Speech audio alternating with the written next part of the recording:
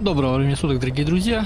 Сегодня я буду продолжать проходить сюжет в игре Metal Gear Solid 5.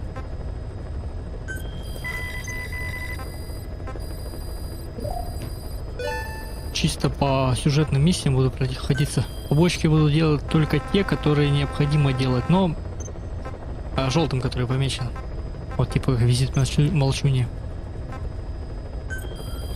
Но, скорее всего, для открытия одной из миссий придется делать некоторые побочки. Будно я буду слушать аудиокассеты, помеченные желтые. Это нужно для открытия 46-й миссии, по-моему. You were hospitalized in Dekelia, a British sovereign base area on Cyprus. It's part of British overseas territory that falls outside of Cypriot jurisdiction. You got moved from Cuba's Little America right into Cyprus, Little Britain. Why Dekelia? The UK and the US remain close allies. The last place Cypher would think to look for you is inside their own system. That's what kept you safe in British military hospital for 9 years. The safest place from a whale is inside its own belly. You were a regular Geppetto.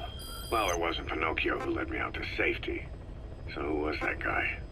Cypher went so far as to attack British territory, burning their own ally. That's how badly they wanted you dead. He said I was in a Интересно. British military hospital. But the doctor had a Greek accent. They hire locally. Easier to trust them. Следующая кассета Dekelia is включилась. also home to Greek Cypriots, after all. Да.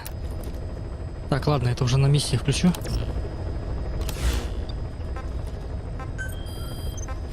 Военная экономика. Ликвидируйте сотрудника EFA в аэропорту. Так, я помню. Мгм.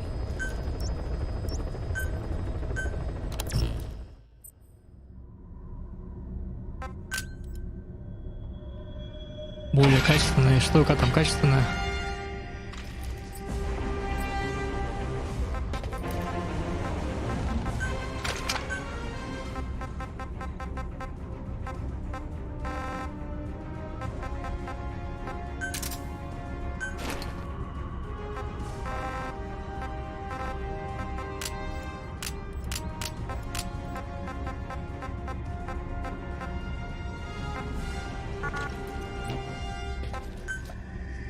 Можно уже других персонажей выбирать.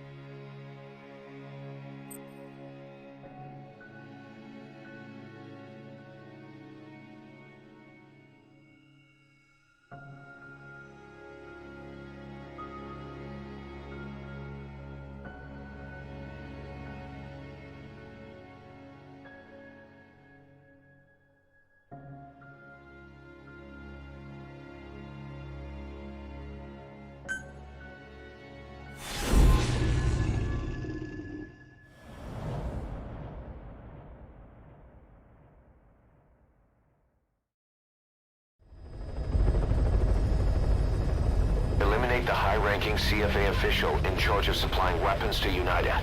The target stays at Nova Braga Airport. Head to the airport first.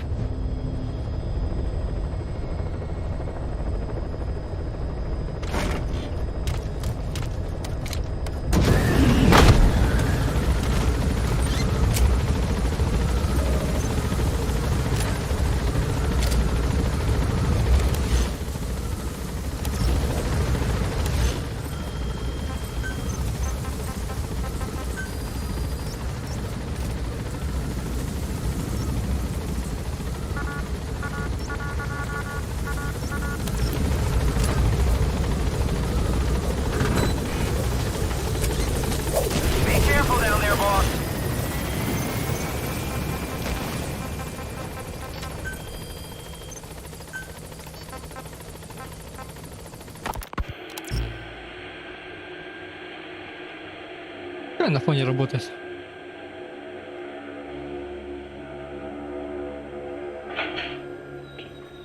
You're up.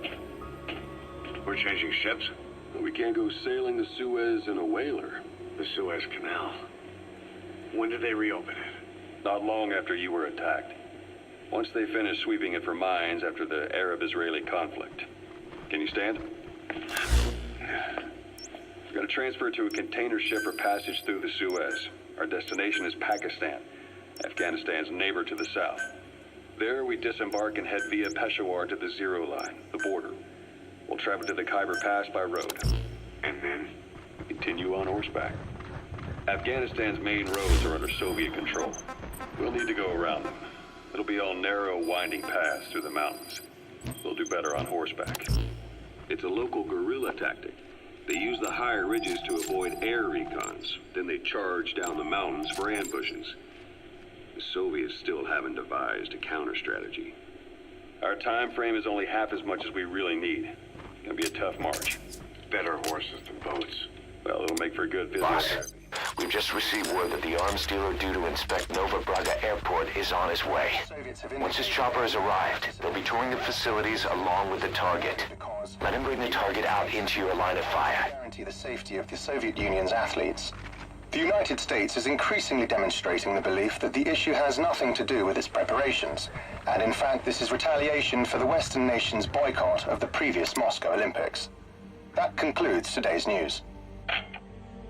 That's quite some news. Soviet Union not attending. The target should be somewhere near the airport's control tower. No doubt the helicopter will set down there too. But it might not be easy to get in close. The country's boycotted the Moscow Olympics. Yes. In protest of the Soviet Union's invasion of Afghanistan. Over 50 countries were absent. It's too bad I didn't get to see Yamashita's judo. The chopper will be arriving any minute. Watch out. Détente went right out the window. The U.S. Congress chose not to ratify SALT II, and Reagan's hardline politics won in the presidency in a landslide.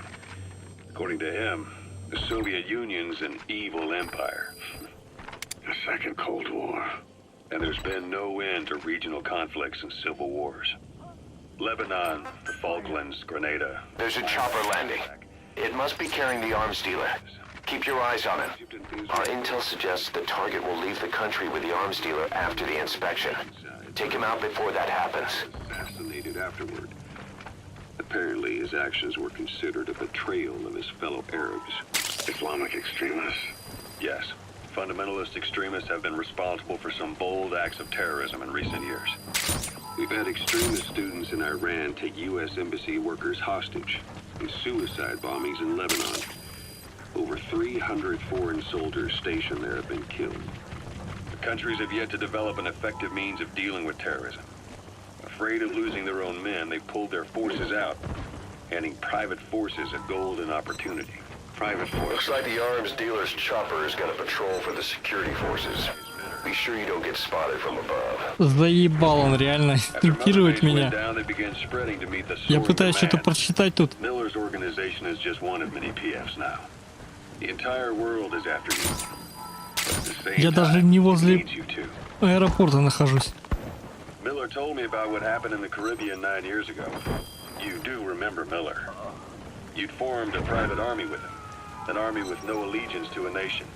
I remember, but... I see. You're not sure what's fact and what's a fantasy caused by the coma. It's still all a mess, huh? All I can do is tell you the facts as they were told to me. I've gone easy on you up until now. But this is where the hard stuff begins. 1974, the year before you entered your coma. You were in Colombia, operating with a small unit of men. Basically mercenaries. Miller was among them. Miller was trying to find a way to turn his and your talents into a line of work. He was looking to start a business where you would fight on behalf of others around the world, those who needed military force. But the reality was, at that time, you didn't have enough gear to equip your own men. Then Miller came across this client. It was a huge job he was offering, but you had a shot at pulling it off. You accepted it and headed into Costa Rica. The client even threw in... It's a big airport. You'd best find a lightly guarded area and scope out the enemy's movements. I've marked a location that might work out. Still, don't let your guard down. The unit grew and grew. More weapons, more money. Before you knew it, you were commanding 300 men. As the organization got bigger, your military powers swelled to match. It got so the international community couldn't afford to ignore you. You were just too damn successful for your own good. You, your men, had worn out your welcome. Everyone was out for you. East, West, First World, Third. It was only a matter of time before someone took you down. And that was XOF. Officially, they're an anti-terror unit under the CIA. In reality, they're Cypher's private strike force.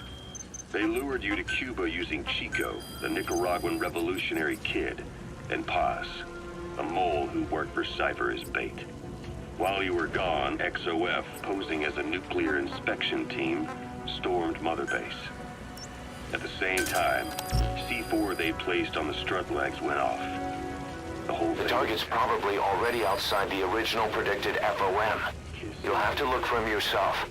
Try interrogating some of the soldiers. They may know something. Blind spot. A back door into Mother Base no one suspected. You remember a certain scientist? Huey was responsible for bringing the inspection team on board, giving the enemy a perfect opportunity to hit you at home. You were returning from Cuba when it happened. Mother Base came damn close to taking you with it into the Caribbean. Those of your men out on assignment returned right away. They refused to believe the wreckage in the water they found was Mother Base. But they checked the coordinates again and again, until reality finally settled in. You were supposed to die that day. That was XOF's primary objective. As far as most folks know, you did. The first doctor to see you wasn't even sure what he was looking at. Before they'd even finished operating, your men moved you to that hospital in Cyprus. There was a woman named Eva who arranged that. Rings a bell, huh? Most men in your condition would have been written off right from the start. But you survived. You went straight down to hell, and they pulled you out. Your eye wide open. Full venom. The days of naked Snake are long gone. Welcome back, Venom Snake. This world still needs you. Your Snake, try this on. A prosthetic arm. Miller was calling That's an enemy gunship. Don't try to take down a gunship from the front. You won't win in a head-to-head shootout. Try to get behind it and take it down with missiles. Time with it. It'll work better than the Бесполезные real ракеты. thing. What do you think? I can still feel my real arm. You better get used to this one quick. You have any pain? Every now and then. Where? My fingertips. My left fingertips. Sounds like phantom pain. Your brain still remembers your old hand. Yeah. What about your vision? Can you see okay? Yeah, at the moment. Now, the shrapnel in your skull is pressing on your optic nerve. I'm told any hard impact could have an effect on your visual cortex. Yeah, the doctor mentioned that. Your brain might process visual information incorrectly. In other words, you could have hallucinations. You might see things that aren't there, and not see things as they really are. You experience any of that? I think so. When? Right after I wake up, colors look faded. Colors, huh? Well, that's not a major concern in and of itself, but it could mean the difference between life and death in the field. You'll need to watch out for that. I will. All right. You should continue your physio. We'll be arriving soon. It's the last chance you'll get.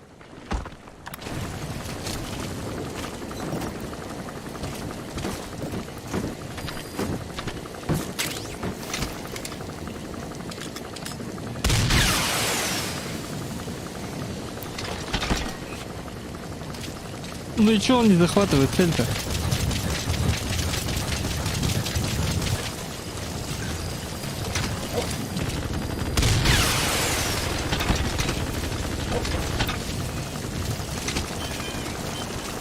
А, вот.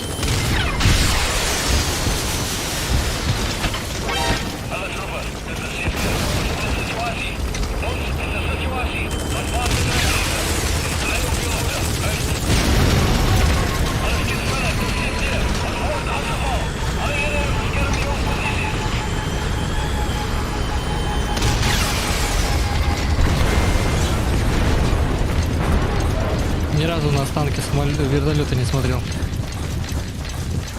Там ничего, конечно, интересно. Я все же что-то упало.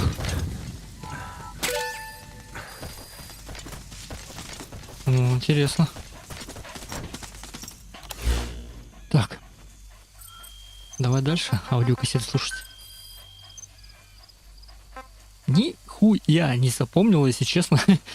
Так, дальше инструктаж. Ocelot, I hear they started calling you Shalashaska in Afghanistan. What's that about?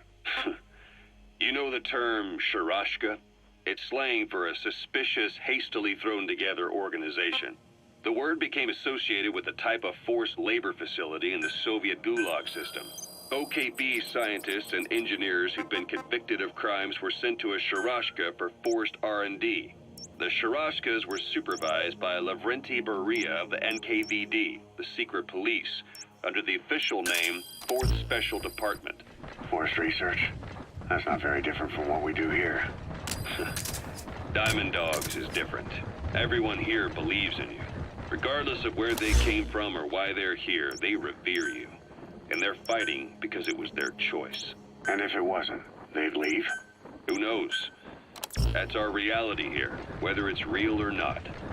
If there's another truth, I don't want to know it. All that matters is that's the concept that's taken shape in their heads. The traces of a group ideology, our superstructure, to put it in Marxist terms. All right. Great, you made it. Check all around the target and plan carefully before moving in. The enemy started calling me Sharashka. This was after the war in Afghanistan broke out. While I was keeping an eye on you in that hospital, I was also heading up interrogations here. The men I broke gave up their comrades and families, everything they wanted to protect them most. No real cause for it. I just let myself get caught up in the old Russian pride. And suddenly I received the honor of becoming Special Interrogation Advisor to the forced labor camps. But the more men I interrogated, the more people saw me as just that, the interrogator. It helped cover my real objective of keeping you safe. You went that far for me? Far enough to keep you alive. I ended up being pretty well known among the Afghan guerrillas. Some of them would have seen me on the battlefield, and that's how I got the second half of the name. Shashka. It's a sword, a type of saber from the Caucasus. Russian dragoons and Cossacks carried them into battle. Now, the Russian Empire had a general by the name of Fyodor Arturovich Keller. His bravery earned him the nickname Russia's Greatest Shashka. Someone must have known about that, because somewhere along the line, Shashka got stuck on the end of Sharashka. The guerrillas were using the name amongst themselves. By the time I got to hearing about it, pronunciation had wound up as Shalashashka. So, half Gulag, half Hero Sword. It was a perfect fit. But you see how rumors and ideas about people can get out of hand fast. Once you create a character and put it out there in public mind, it warps and twists with every baseless rumor. And before you know it, all people see are phantoms. In my case, it works out just fine. I'm plenty used to working under aliases.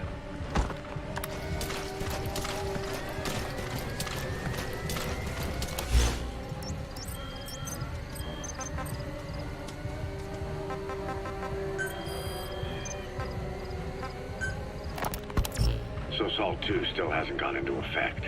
That treaty was drawn up to limit not just the size of the U.S. and Soviet Union's nuclear arsenal, but also their delivery systems. The whole deal. Just when we thought all those years of negotiations had paid off, somebody decides to invade Afghanistan. The timing couldn't have been worse. The president was in the middle of the SALT II talks back then. Maybe while you were busy trying to stop Peace Walker? I heard. President Ford was meeting with the General Secretary in Vladivostok.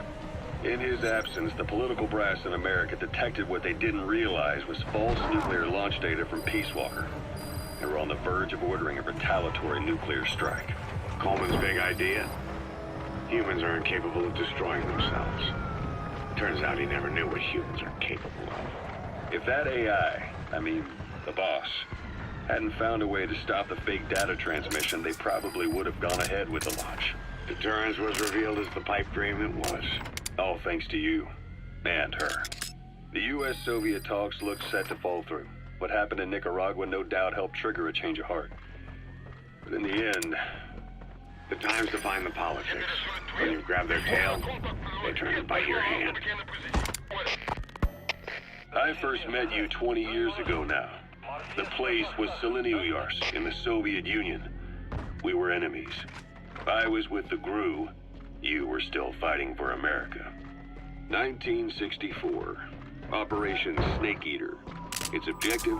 The assassination of a legendary soldier known as the Boss. When you returned home successful, they awarded you the title Big Boss. Your CO, Zero, sought to carry on the boss's will by covertly establishing his own organization. You knew the original members from Operation Snake Eater. From America, there was David O, whereas he was to you, Major Zero. Donald Anderson, aka Sigint, Dr. Clark, who went by paramedic during the operation, and the fourth, you. From China, there was Eva, and me, Ocelot, from the Soviet Union. 6 in total. To us, government notions of friend and foe were meaningless. As were East and West, we joined forces by our will alone. Our objective was to fulfill the boss's dying wish, to make the world one. And to do it, Zero used the Philosopher's Legacy, the secret war fund you obtained during Operation Snake Eater. This organization would go on to become Cypher. I, on the other hand, was left with a problem. You only recovered half of the legacy. I had to locate the other half myself. When I found the funds, I passed them on to Zero, just as you wanted. I still trusted him in those days. We thought what he was doing was the boss's will, until he started that one project. Les enfants terribles, Zero called it. You parted ways, as did Eva, leaving only Anderson and Clark still with him. I maintained limited contact, although truth be told, we were just keeping tabs on one another. The reason was always you. After you returned to the Army and created Foxhound, you left America. For a time, even I'd lost track of you. I'd imagine Zero did too. You always were the best when it came to hide and seek. Zero created Cypher, an information network to tap into every corner of the globe. Woven together, Cypher's arteries make the world just one big organism. And that's not all. It also monitors the thorn in Zero's side. That's you, tracking your coordinates wherever you might go. The further you strayed from your roots, the larger Zero became. As if he was trying to close the gap between you. But before long, he disappeared from public life. Only a few people had direct contact.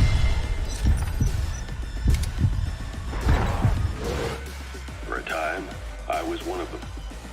Then a year after you fell into your coma, he slipped out of sight entirely. Since then, nothing. No photos, no recordings, not even a reliable rumor as to his whereabouts. I tried every method I could think of, but Zero was gone. Freed of his control, his creation, his power continued to grow. Cypher is a great beast, and Zero was its spine. But even without him, it's endured, evolved. But now its body is rotting, riddled with parasites. Parasites like the ones who attacked you 9 years ago in the Caribbean, and then at the hospital. Cypher's Black Ops unit, XOF. They learned where you were, and came to wipe the slate clean.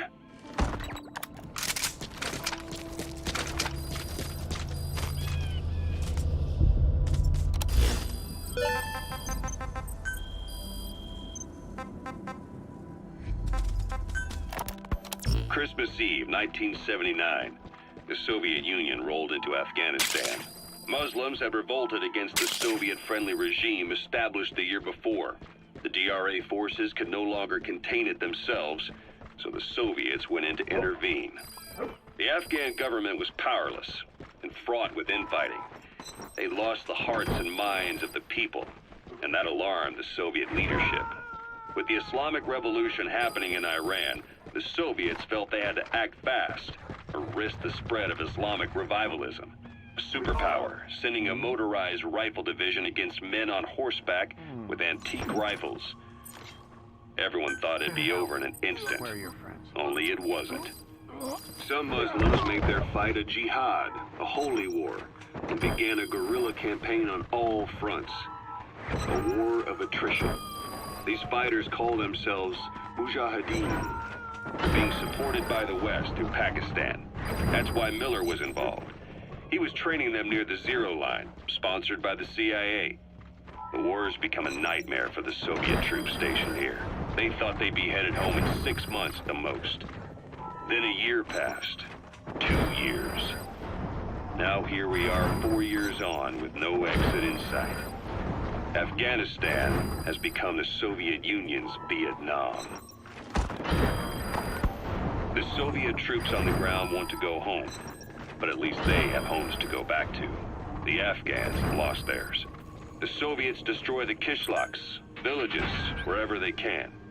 They burn down homes and fields, fill in wells, turn pastures into minefields. It's created a mass of refugees who fled to Pakistan. If the Mujahideen are fish swimming around the villages, the Soviets will go so far as to dry out their ocean. But this has had a big price. There's bitter resentment among the Afghans, and they're taking out their anger on the soldiers on the front lines. Among the Mujahideen are the Pashtun people. They're fiercely devoted to their code of Badal, or revenge. Soviets they've captured have had their hands, feet, and noses cut off before being left to die at the side of the road, just to show their comrades what they're capable of. Friendlies who come across them can do nothing but put them out of their misery. Then they burn down another village in retaliation, and the cycle of vengeance goes on.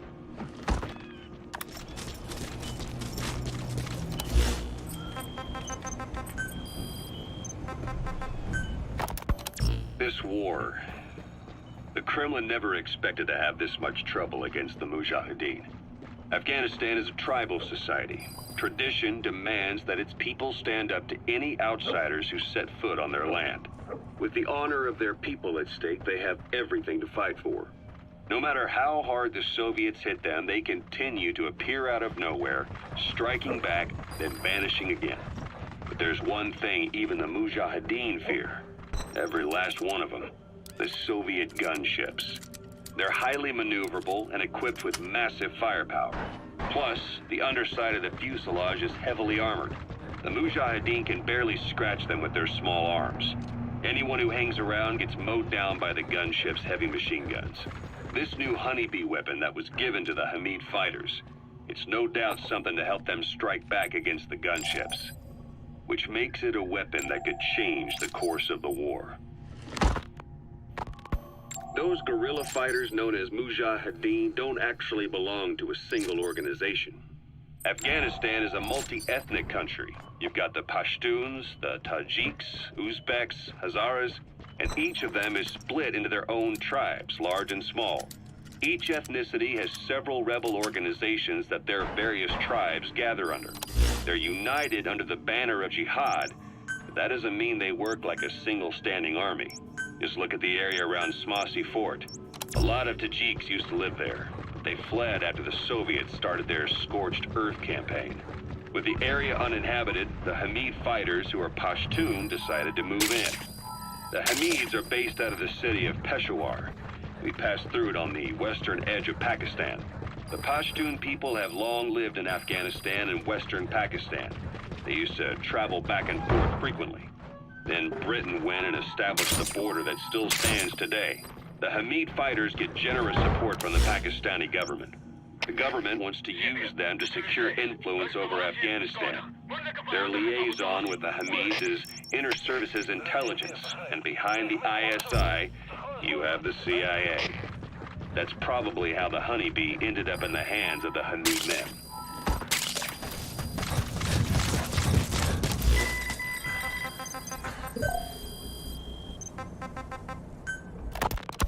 I had the R&D team analyze the honeybee. How? The CIA wanted it with everything intact. They took it apart to look at it. Then they put it back together. Everything intact. That's the R&D boys, all right. Turns out the Honeybee's homing capabilities are a cut above previous manpads. It can detect a broad range of infrared wavelengths, and even ultraviolet for supplementary guidance. Hence the name, huh? Right. Honeybees rely on UV light to fly. With this device, flares don't do the target any good. That's why the Soviets are losing so many gunships, and why the CIA was so desperate to get it back. It wasn't just about preventing the Soviets from devising countermeasures. What if the likes of Iran got their hands on it? American aircraft would be put at risk too. We can use this tech to develop our own portable missile. That'll give us a huge advantage. It'll take a little time before the analysis results can be applied to actual implementation. But we'll keep moving with the research.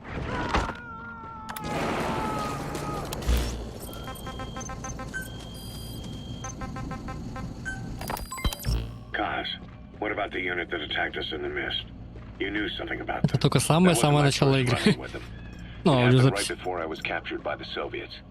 We were on the zero line that day, the Afghan side, on our way back from training the Mujahideen at a mountain camp in Kunda province. There's a lot of that work in Afghanistan. Most PFs shy away from it because it draws too much attention. But for us, that was the whole point. The job itself went great. We just had to make it back to a tribal area in Pakistan. But all of a sudden, visibility got real bad. It was no sandstorm. Our point man gave this strange report.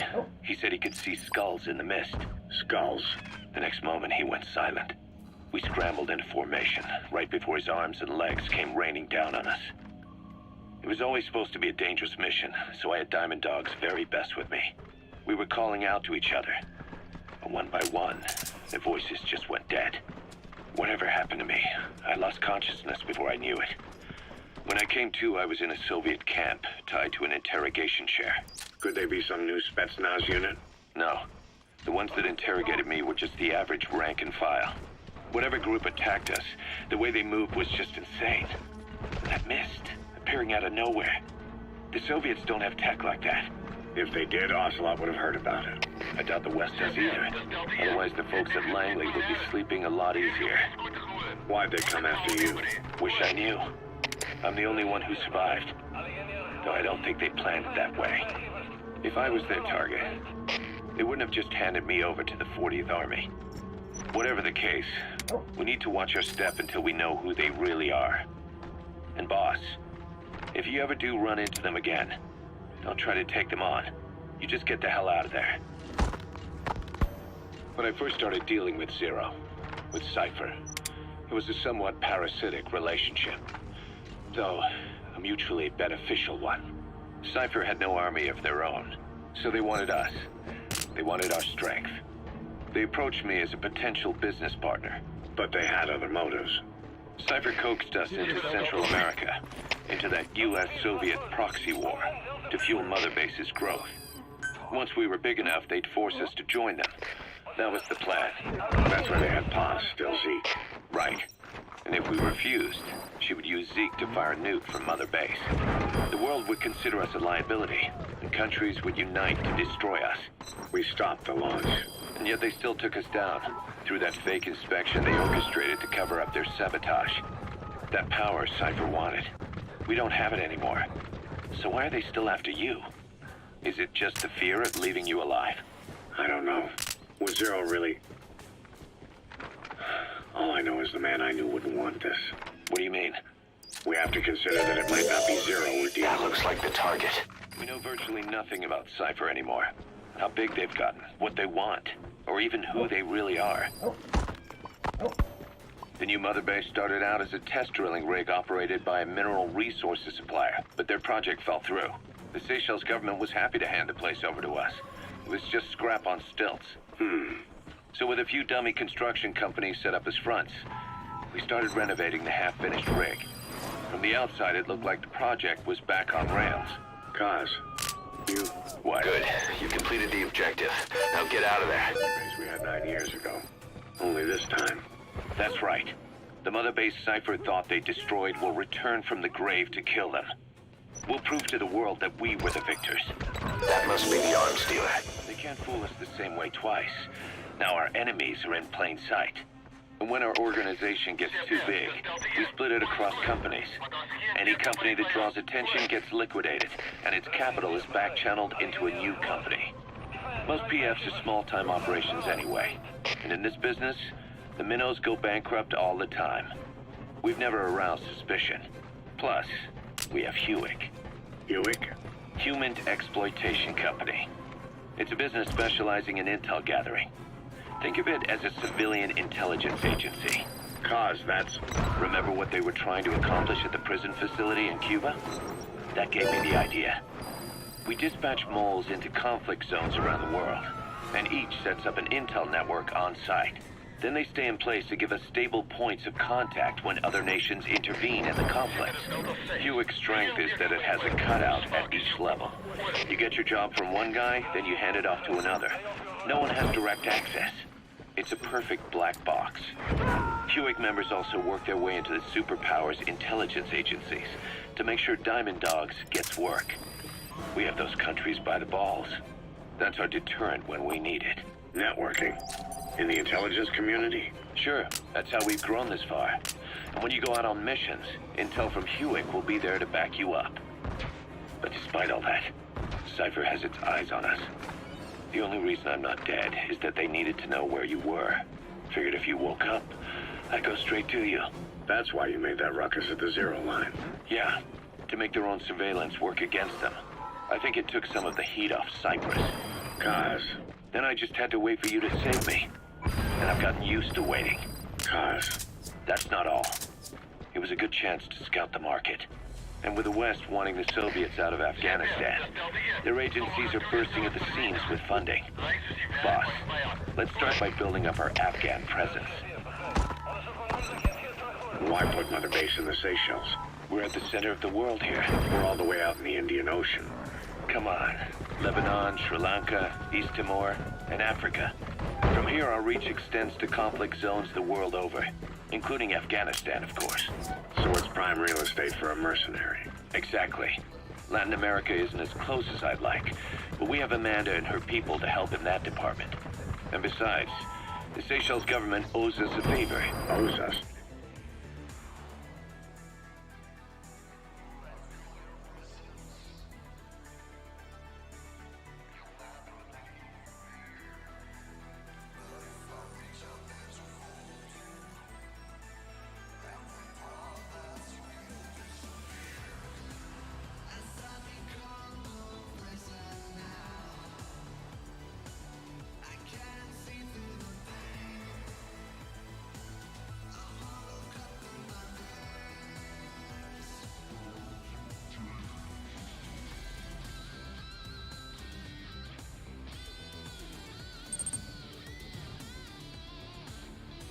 Facebook с Ютубом так работать не хотят.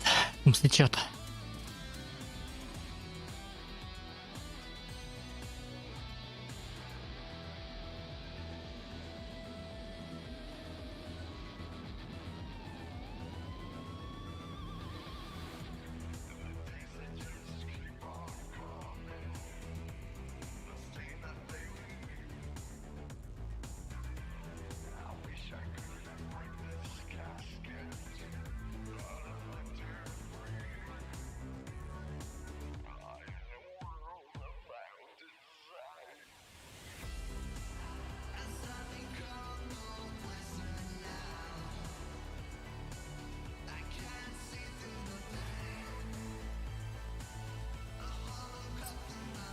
The Seychelles has strong ties to the east, which the West wanted to shake up. It came to a head 3 years ago in an attempted coup. It was a force of South African mercenaries with U.S. backing behind the scenes. They were only platoon size, but South Africa is home to some heavy PFs. Too much for the Seychelles to handle. In the end, they accepted help from the Tanzanian army and quelled the coup. We set up the deal and handled on-site tactical instruction.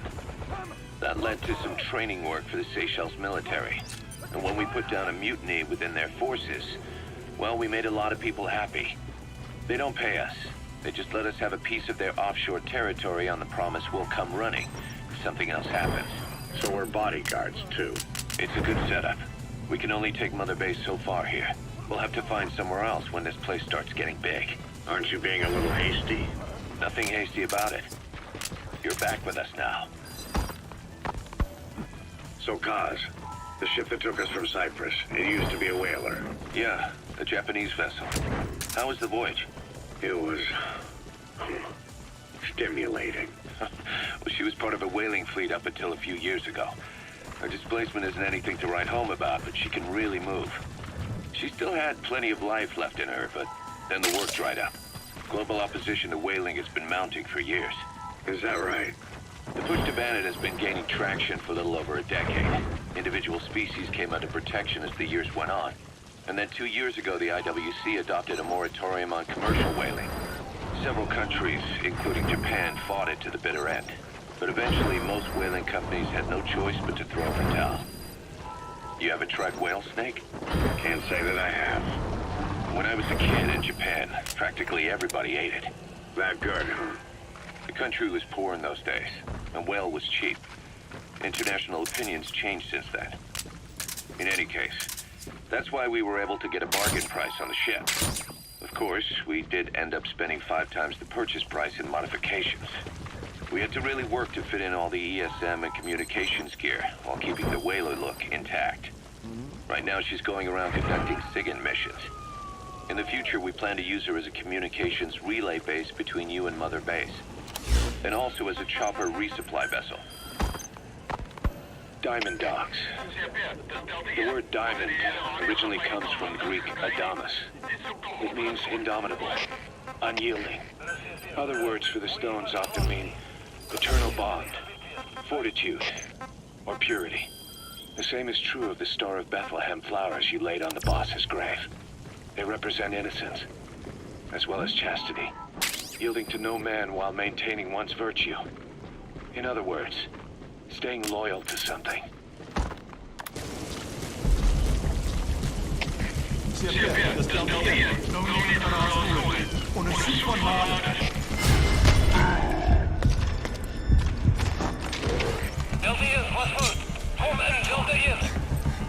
Where are the others?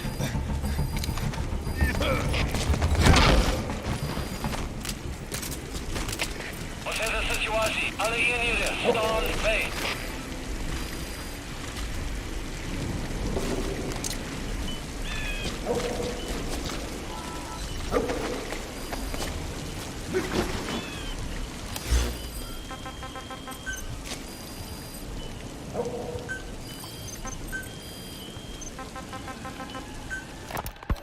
Ocelot said the number of private forces is increasing, and they modeled themselves after us.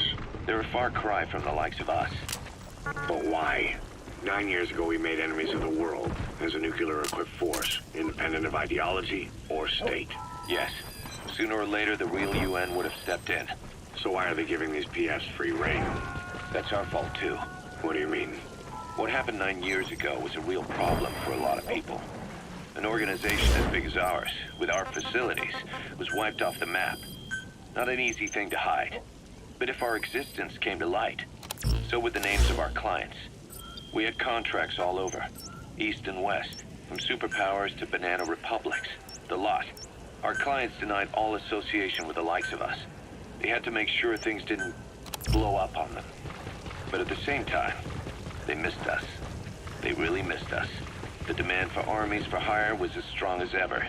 The international community turned a blind eye to what happened to us, despite still needing people who could do our jobs. History couldn't afford to lose us. As soon as we were gone, they needed a replacement. So private forces spread everywhere. And they're all just a phone call away. But still, I know. PFs are totally different from what we envisioned. Nation-states, revolutionaries, terrorists, they have a lot of clients, and Cypher is one of them. Cypher stays anonymous, but I know their work when I see it. In the eyes of those clients, the world's PFs are all just expendable pawns. The clients don't have to worry about losing their own men. Nobody knows they're involved, and PFs are cheap. In short, the world is chewing up soldiers and spitting them out. Even some of the old Mother Base's survivors are still working for PFs. Some guys created their own smaller forces, Others were taken on by emerging PFs. Everybody's gone their separate ways. But none of them are living their dream, because they're not fighting with you. Of course, I tried to headhunt as many of them as I could for Diamond Dogs. It was all a waste of time. They said they weren't interested without you to lead them. But now you're back. Everything's gonna change. We'll unite all private forces under you, transcending nations and economies. What is a nation? Just a patch of dirt. The bonds among us will surpass nations, and that's what'll put the world under our control. We'll establish a new kind of country, redefine the very concept of it. Even Cypher will be below us. An extraterritorial federation of military nations. The United States of Force. Once word of Big Boss's return starts traveling, that'll be our true deterrent against Cypher. In other words, no one will dare to come gunning for you. How do you figure? Cypher lacks a large-scale fighting force. PFs are the perfect tool for them.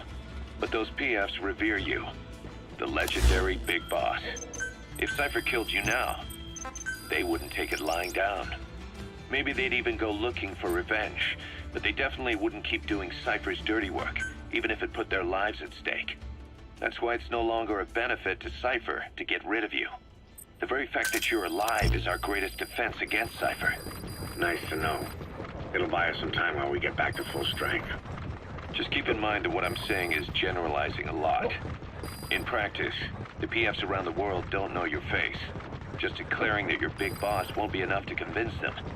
And if they see you as an enemy, they'll come at you with everything they've got. Some hero. That's why you need to bring them back to Mother Base.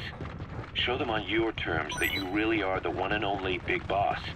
Once you've proven that, they won't hesitate to join us.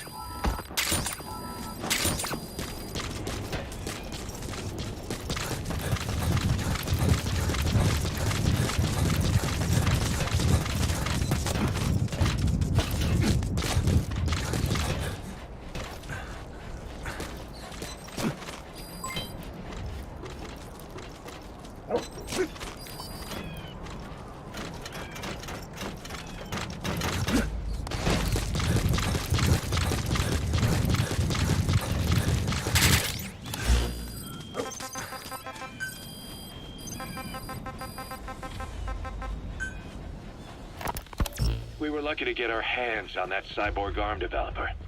There's no one in Diamond Dogs who can so much as maintain that thing. Bionic arm, not cyborg, if you go by what he calls it. But you're right, the East is light years ahead in bionics. They can even detect through the skin the slight electrical signals from the brain that order muscles to move. The Soviet Union completed their first bionic arm capable of doing that back in the 60s. Although I guess that news didn't really reach the West. No kidding. Zadornov's was the only one I ever saw. Quite a shock to see it for the first time. And it was no mean feat to get hold of Snake's arm. I couldn't get one for you at the time, but you know, now... Forget it. I've no intention of relying on bionics. Right now I need to keep the pain fresh in my mind. Well, it's your decision. But don't you find it... inconvenient? Not a bit. But the phantom pain, it never lets up. Do you know how many men I saw die that day? There's nothing we can do to bring them back. And you expect me to care about getting a measly arm and leg back? Sorry.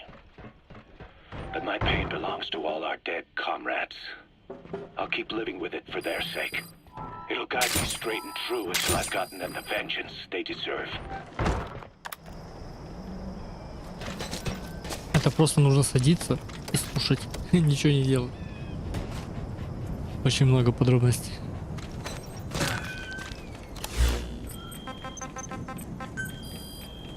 Но я это делаю для того, чтобы открыть миссию. По идее, мне достаточно смотреть, слушать только желтые. Но давай уже все. Diamond Dog's intel team specializes in information gathering, mainly human and SIGINT. They plant scouts and moles in the field. These operatives will blend into the local populace and work under the guise of a resident, or disguise themselves as travelers and ask around for information. They observe targets using various hidden bugs, cameras, and transmitters, and by tapping their satellite and phone communications. Analyzing all this information creates a clear picture of how wars and the PFs fighting them are changing. This data can also be used for threat assessment when deciding whether to accept contracts from certain clients.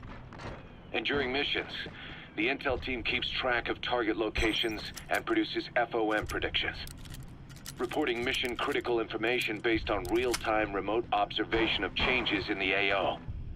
What you hear from us over the radio is based on how we interpret the data gathered at the command platform. However, intel team operatives go unarmed in almost all situations to avoid revealing themselves to the enemy. Some will carry a knife, but most have nothing at all. As such, don't expect them to help you take on heavily armed adversaries like PF soldiers. Think of them as entirely passive in the hot zone.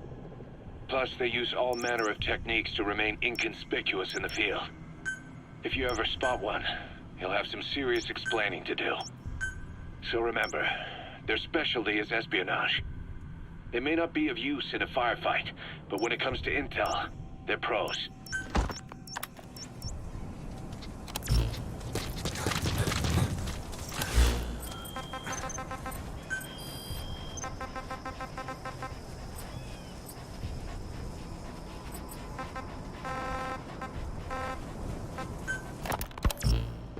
Makes a pretty good partner, huh, boss?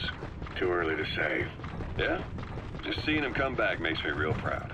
What breed is he? He's not a husky. You're right. Siberian Husky is a cross between a Spitz-type dog and a wolf. I think Didi might have some wolf blood in him, too. He isn't just smart. He's also shown remarkable judgment.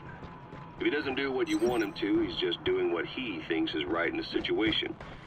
And he's steady under fire. Remember, he's no lapdog, but learn his strengths, and you'll understand each other soon enough. You'll make one hell of a team. Ocelot. Why'd you take it upon yourself to train him? Huh? Why?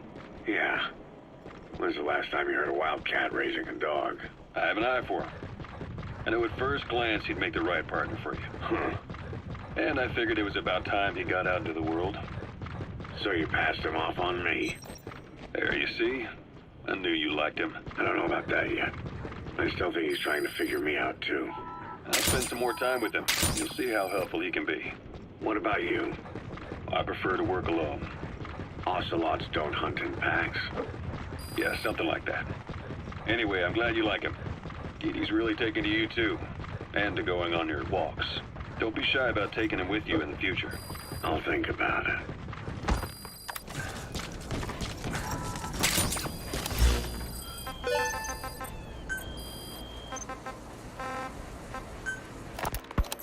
Snake, do you remember Amanda?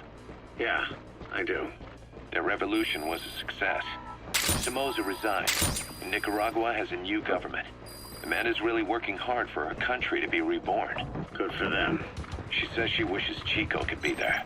That revolution was the dream.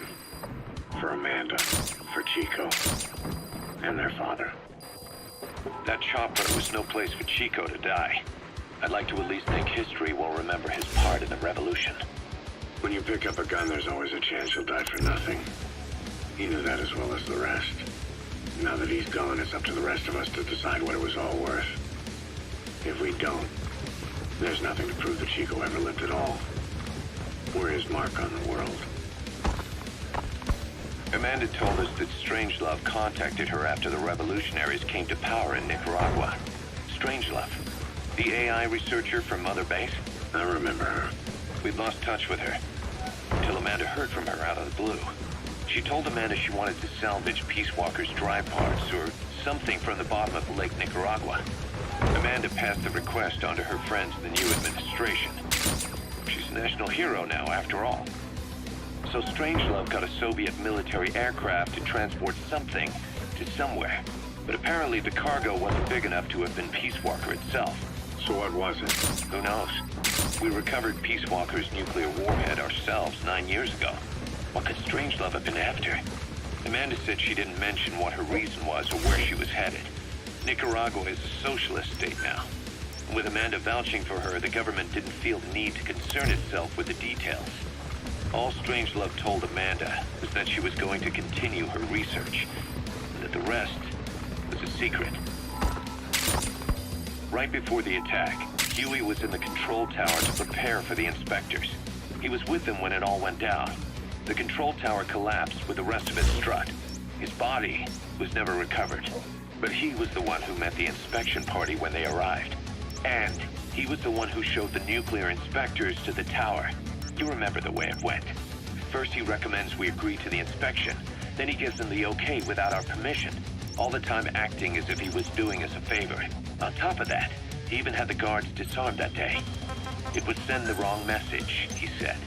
Whatever the angle, it all leads back to Huey.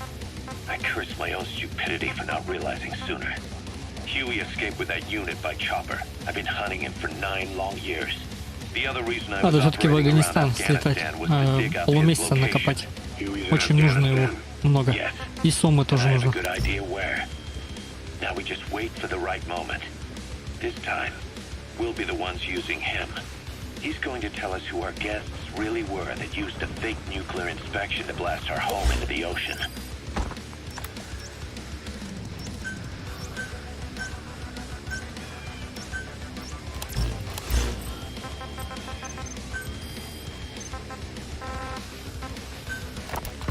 A sniper known as Quiet is lurking in the Afghan wilderness. This Quiet has performed a string of hits on Soviet officers. The attacks always occur in the same area, but sweeps of the area turn up no traces whatsoever. They've even posted guards, but they never spot a thing. And then before you know it, another body's lying on the ground. You ever heard of someone who operates like that? No matter how still and silent a person tries to be, he always creates some kind of ripple. Be it breathing, a heartbeat, eating, excreting, body temperature, sweat. If this sniper can really vanish completely, that's just not human. I guess Quiet is the right name. But what is Quiet's objective? The local guerrillas wouldn't use this kind of tactic. I just can't see them hiring some superhuman mercenary. And the Soviet officers who've been killed, well, they were all opposed to or skeptical of the secret weapons development being conducted in the area. Sure, they were a problem for those supporting it, but the Soviets have nothing to gain by killing them. So we have an assassin with superhuman combat skills who isn't working for the guerrillas or the Soviets.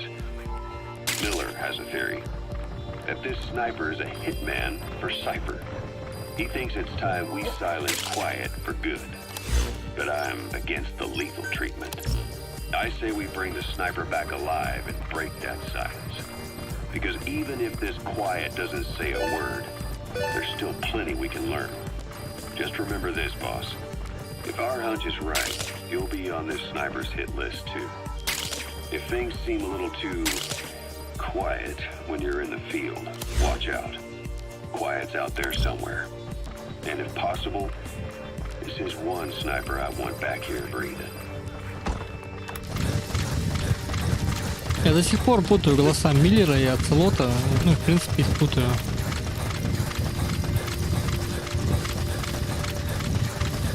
И понять не могу, кто вот говорил.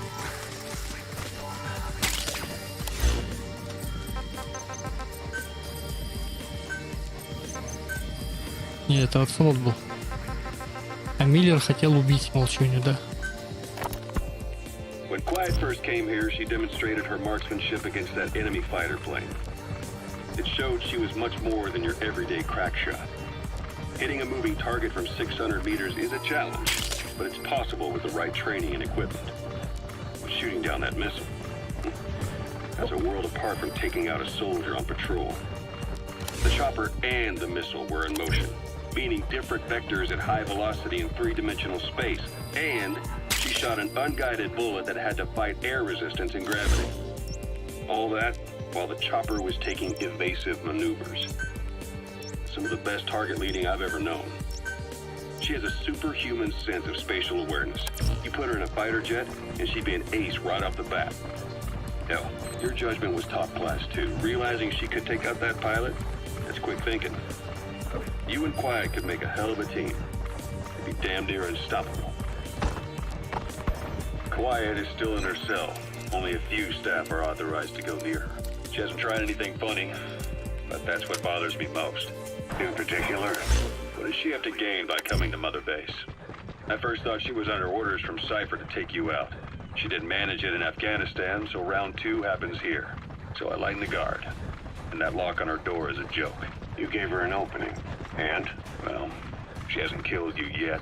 And I hate to say it, but she's had plenty of chances. You made me the bait. Poisonous bait. What better?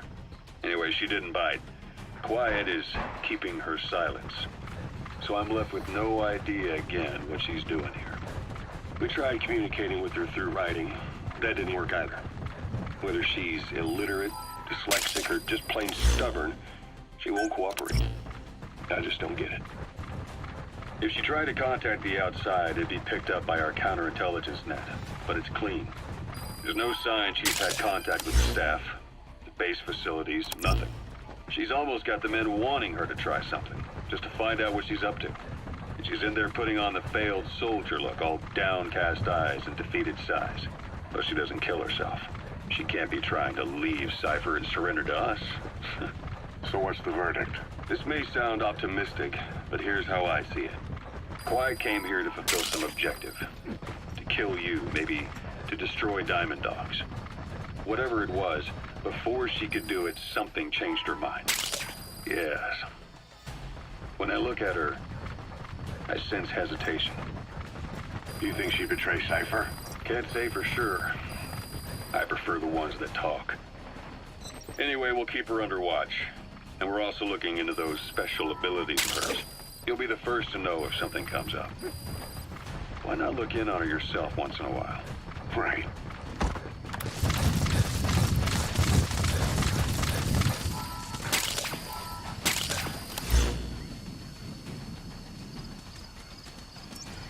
Чищенная территория за час. Так, можно было и быстрее. Ну все, я ухожу отсюда. Бо включать аудио не буду. Миссия закроется, я аудио не заслушаю. А оно отметится как прослушанное.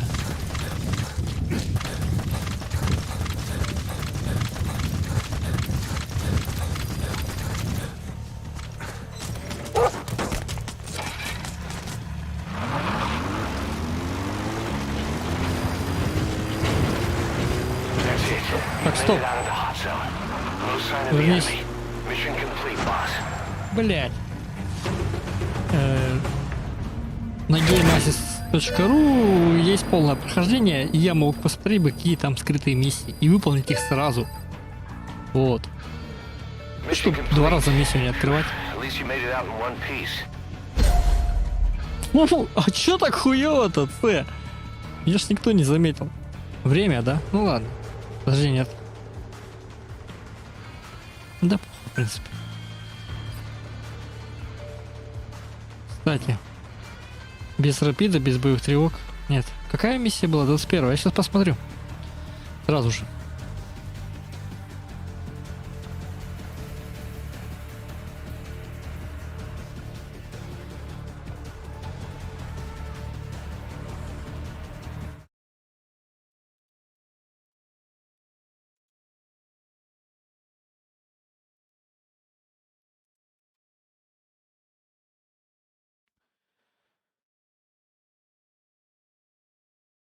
Миссий еще много. То есть их всего 50. А я только на 21. Вот так жесть. Так, обнаружьте торговца оружием. Хорошо, обнаружьте сотрудника. Хорошо, ликвидируйте сотрудника. Ага, это ликвидация. Эвакуируйте. А я эвакуировал. Эвакуируйте торговца оружием. Понятно. Послушайте абсолютно все диалоги торговца и сотрудника. И это я тоже проебал. Захватите через режим на штурмовой вертолет. Хорошо, эвакуируйте контейнер с материалами, которые находятся в ангаре аэропорта Брага-Нова.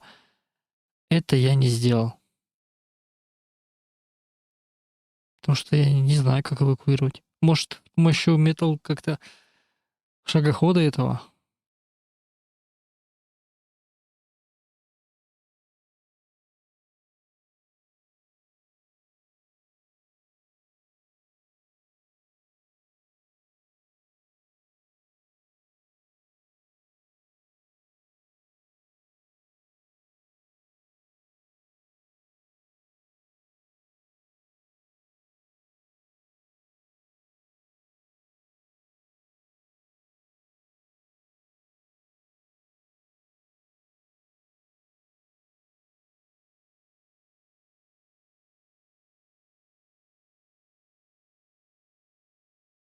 Про ангар ни слова в описании. Так, ладно. Как проходить, в принципе, я сам разберусь.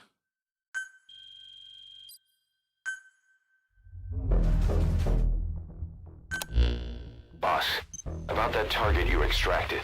He says he wants to work for us. Having talked to him, he doesn't seem that bad a guy. Apparently the arms dealer's people demanded they prolong the conflict, and he couldn't go against the management. That doesn't excuse everything he did, but his skills will make him a useful asset. Let's put him to good use. I've tossed that arms dealer in the break. The way he tells it, he worked in logistics with the South African army, but he was headhunted by Sainer. Whoever gave him the orders would only have been a pawn of Skullface anyway.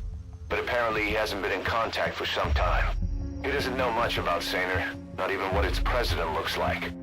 Just another cog in the machine.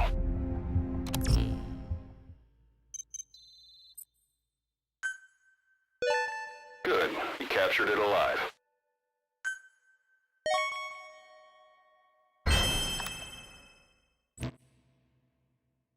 We've begun development on that new battle gear weapon that Emmerich was talking about. If you want to see how development's going, come take a look for yourself.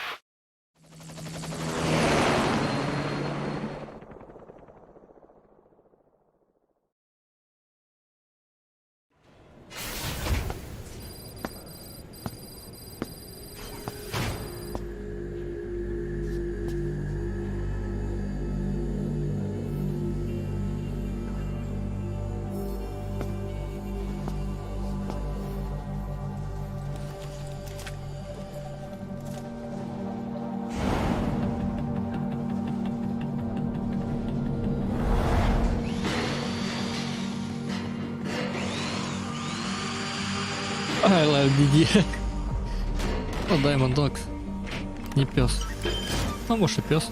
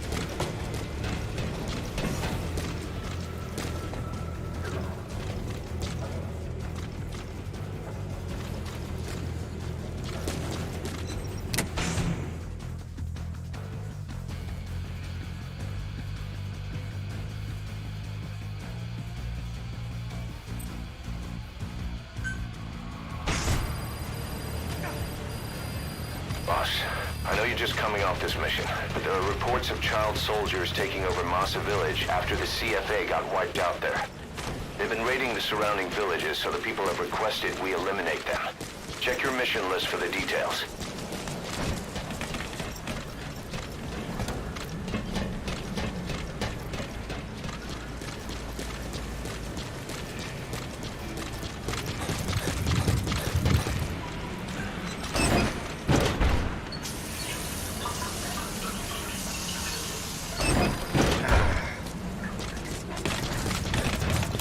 Так, дети убийцы, да? Но я сначала отправлюсь за травой.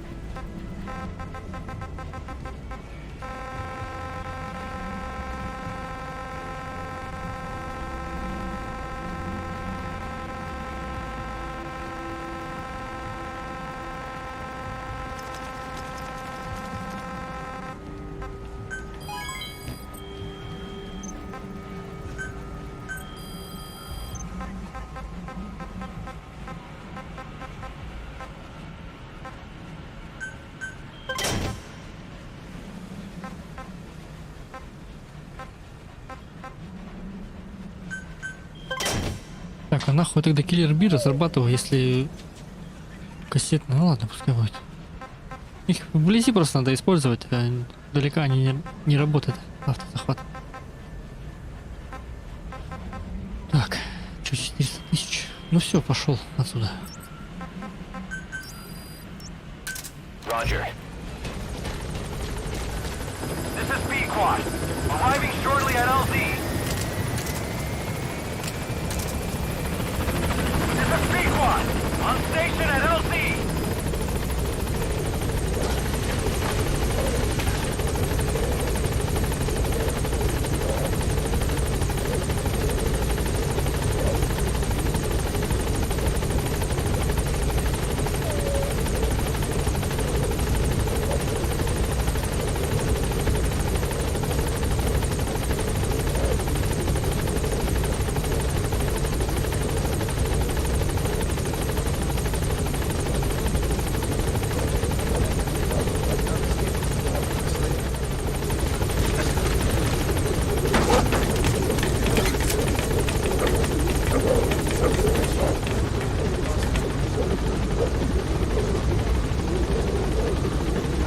Gaining altitude.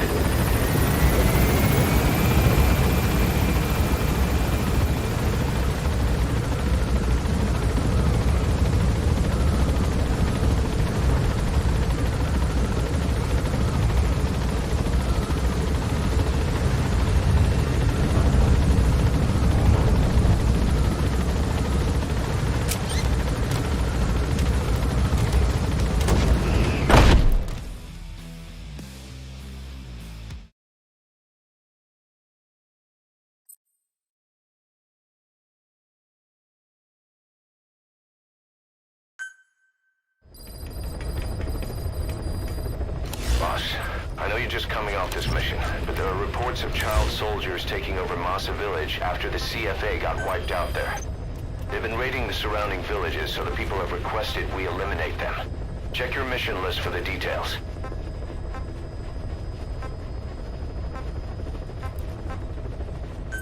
Так, ну этот мы чертежи захватим.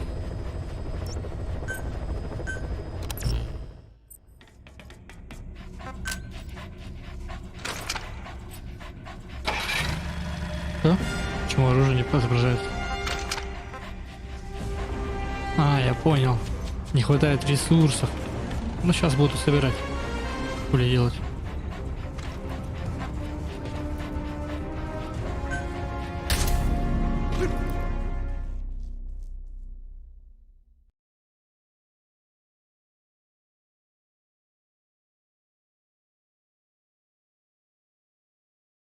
Нужна сома и вот эта вот голубенькая трава.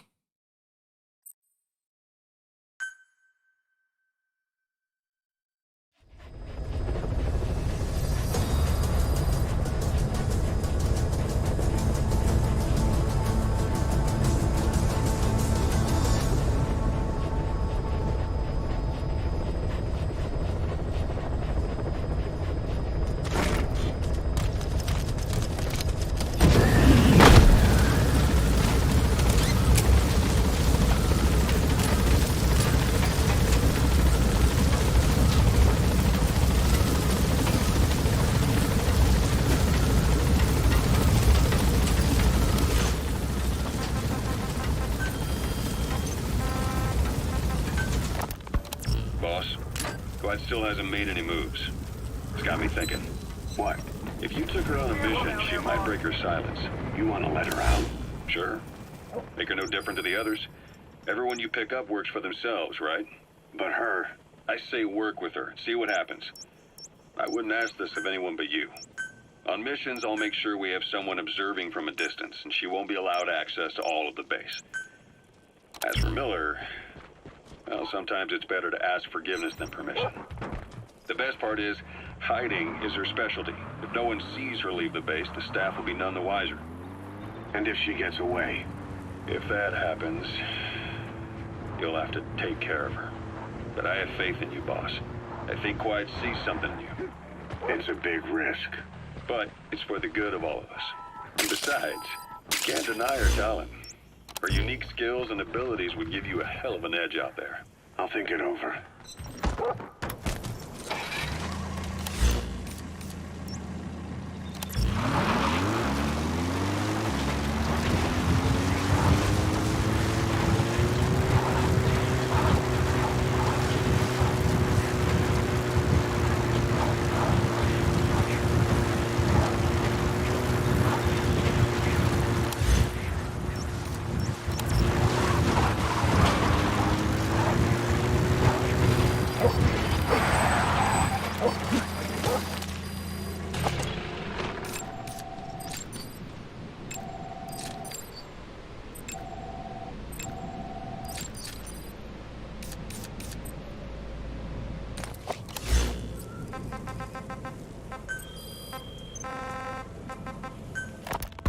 How long are we gonna keep that woman here? You mean quiet?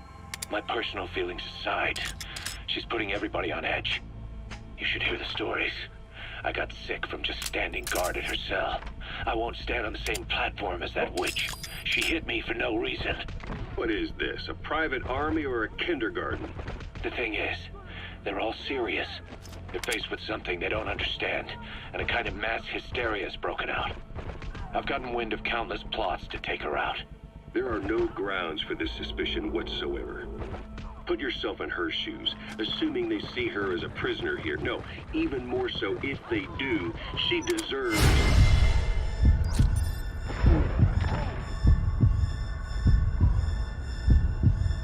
treated humanely. I always thought our men were a bit more noble-minded, but... Look, I understand this is a stressful line of work, but to make her the scapegoat... You've got it wrong. Quiet. She's with Cypher. We have men that lost their buddies to her organization. But you could say that about more than just her. Plenty of the men used to fight for another side. But they've all put that aside to work for the boss. Cypher is different. And if you ask me, the boss is the biggest problem. Why is he protecting her? Some of the guys are starting to suspect him of... I don't agree with keeping her here either. So what's your move? Throw her out? Kill her? She's our ticket to Cypher. And her physical abilities are outstanding. We could use someone like her. That'll make me sick. Her marksmanship, speed, stealth capabilities for a start. Then, here are the other things we've learned. Quiet appears to be able to use both eyes as master eyes simultaneously. That lets her track targets of different focal lengths at once. While looking through the scope with one eye, she can look for new targets with the other. That's why she doesn't need a spotter. She can operate alone, no matter the circumstances. See, I told you she's a freak. No one would be able to control her. No, there's one person who could. Hey, you trying to get the boss killed?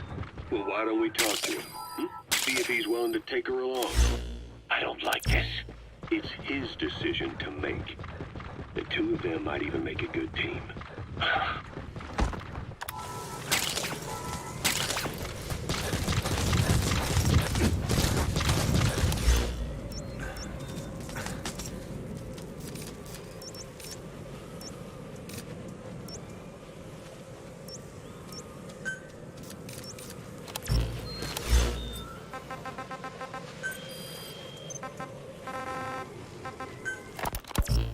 Where is she? You mean quiet? In her cell, of course. Why did you send her out with the boss on that mission? She proved herself well enough, didn't she? The boss sure knows talent when he sees it. That woman will never be one of us. She's targeting him. Don't forget, we do owe her one. What's that supposed to mean? Remember what happened when she first got here? She shot down the aircraft Cypher sent after us. Not only that, she hit the cockpit. Who else could have done that? We're talking about a fighter jet traveling at Mach speed. What's your point? If she hadn't been there, the boss's chopper would be at the bottom of the ocean right now. Or it would have been followed right back to Mother Base. So let's say she does have some elaborate scheme in the works. If you want to catch her in the act, all we can do is sit back and wait.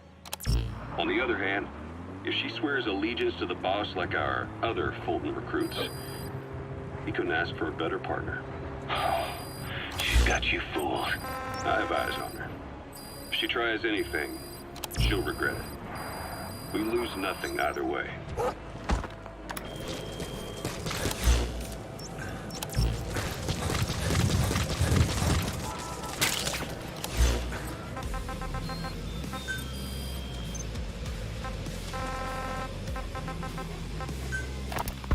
It wasn't just Cypher. Back in the Caribbean, every eye in the world was turned on us. A private army, just a bunch of guys with guns, in possession of a nuke? Why wouldn't they be uncomfortable? And that's why you made sure the inspection happened. Well, I thought our best move was to prove to the UN through the IAEA that we had no nuke. Of course, I was against us having it in the first place, but that was Snake's decision. The boss wasn't responsible. Well, don't get me wrong, I still believed in Snake. I thought I was making the best decision for all of us, that's all. I figured we should get a third party to exonerate us before proof of the nuke did get out. And who better to do that than an organization with international authority? So the truth is, you took it upon yourself to agree to an inspection arranged by the UN. Only the inspection was a ruse, and Cypher's strike force, XOF, showed up instead. I had no idea that would happen. Enough bullshit! Oh, sure, like I could have known. You know, I was just trying to prove our innocence to the world. What's wrong with that? We're not interested in the excuses you've thought up. The truth is objective. Just see it from my point of view. You led XOF to the control tower. They seized it, giving them complete control over the base. Moments later, they detonated C4 on the strut legs. Anyone who'd managed to survive was hunted down by the assault force and their choppers. You can't believe I did that on purpose. That was the end of Mother Base. But it wasn't the end for you. How can you...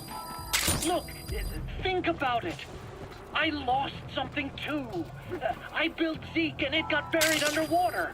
I am a victim. That raises the big questions. Why were you the only one spared? You got away without a scratch. Why did Strangelove leave the base on the eve of the inspection? You two were close. Strangelove? And how did you manage to build something that surpasses Zeke in every way? Because you did everything they told you. You're the only one who didn't lose a thing. That is the truth. I was taken away against my will. Skullface forced me to do his research these past 9 years. He used me. I lost 9 years. 9 years. We all lost 9 years. It wasn't just you. I suppose blaming me makes you feel better, does it? But who's gonna give me back all the time I lost? You're not getting anything back. You're not a victim here, Emmerich. You're the perpetrator. I didn't know anything. Nobody can back that up. Yeah, all the evidence is at the bottom of the ocean. You know the hardest man to break. The type who's fooling himself. That takes time. It's easier to live a convenient lie than a painful truth. Is that the piece you've chosen, Doc? I'm not lying. Of course. Just let me check one or two things.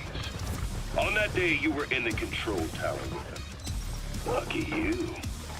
That's how you got out unscathed. And you escaped on one of their choppers. Only you, right before the base went under.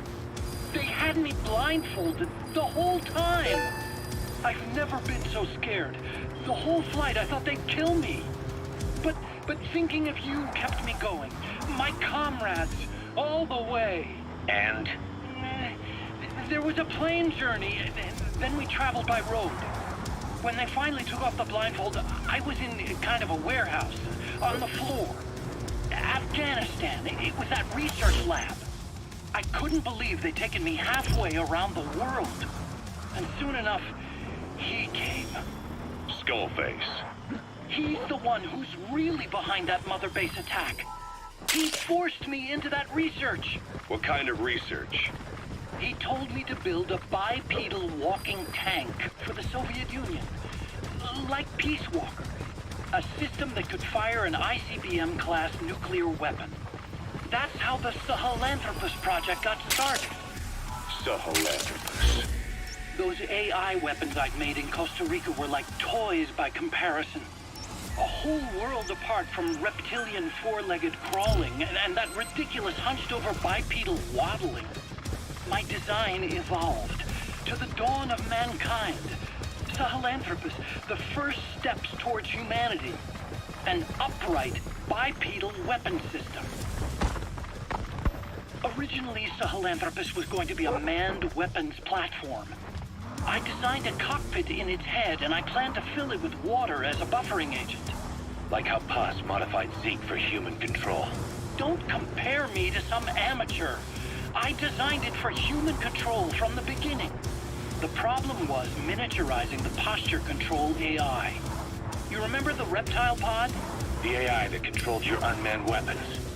Attaching it externally makes it vulnerable, so this time I wanted it beneath the armor. Meaning I had to make the AI smaller. I got it down to less than 1/10 the size without any loss in computation speed. But it was still too big for the cockpit. There wasn't enough room for the pilot.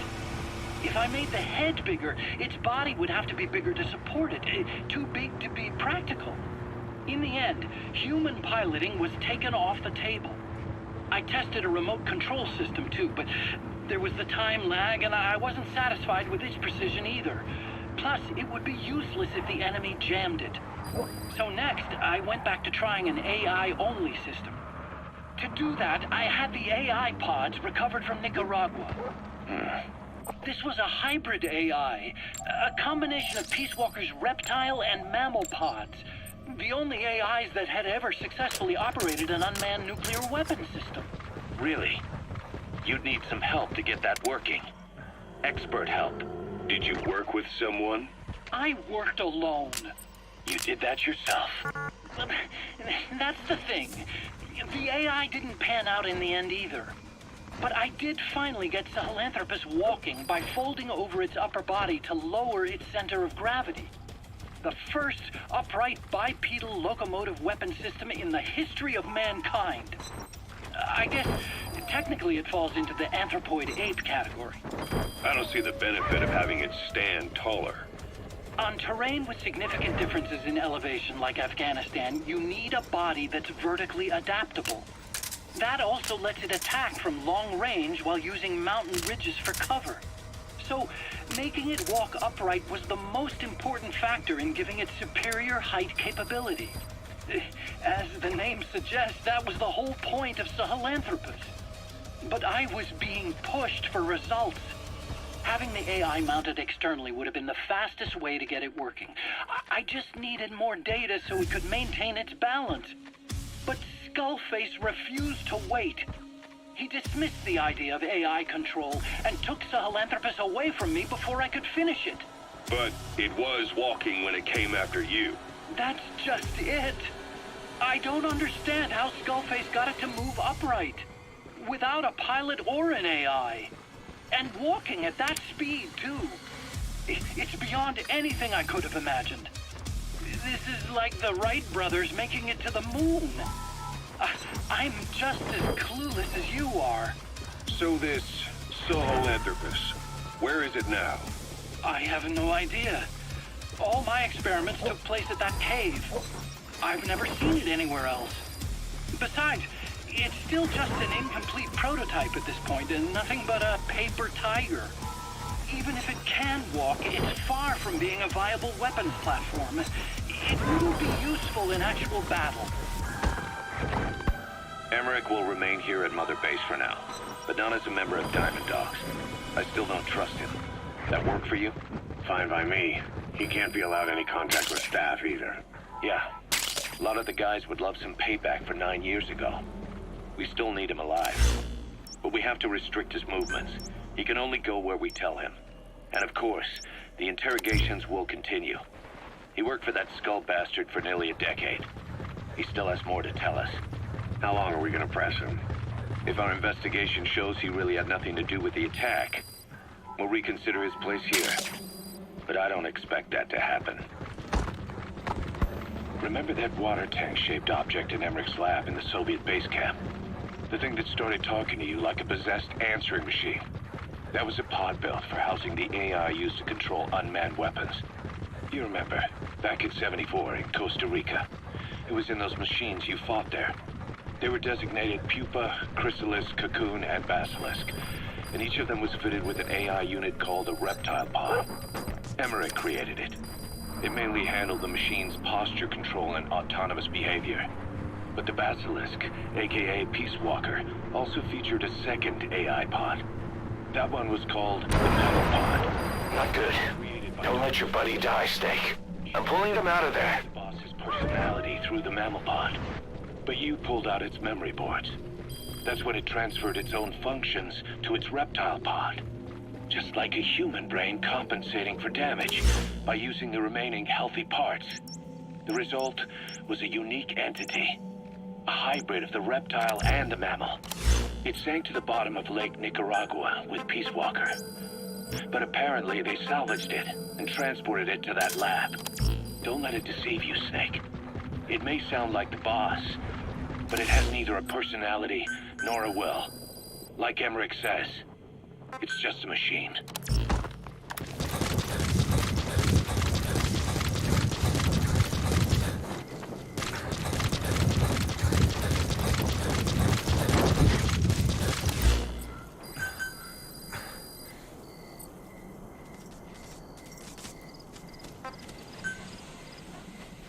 Да как не хватает, я же столько сома набрал.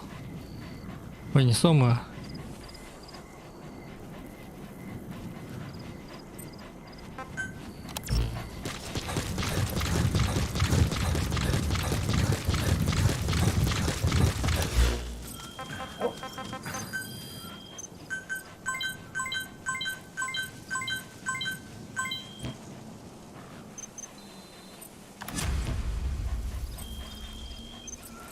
Там бомжей набрали. Полезно.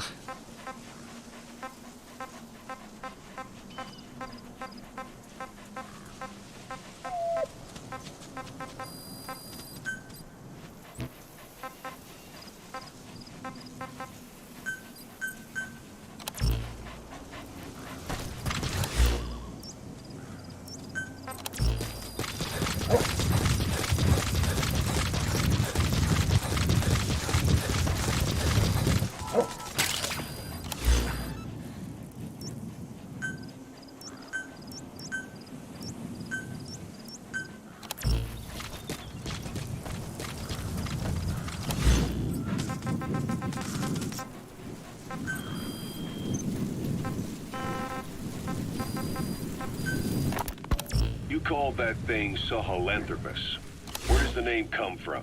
Well, several years ago, an excavation team discovered a hominid skull in the Sahel region.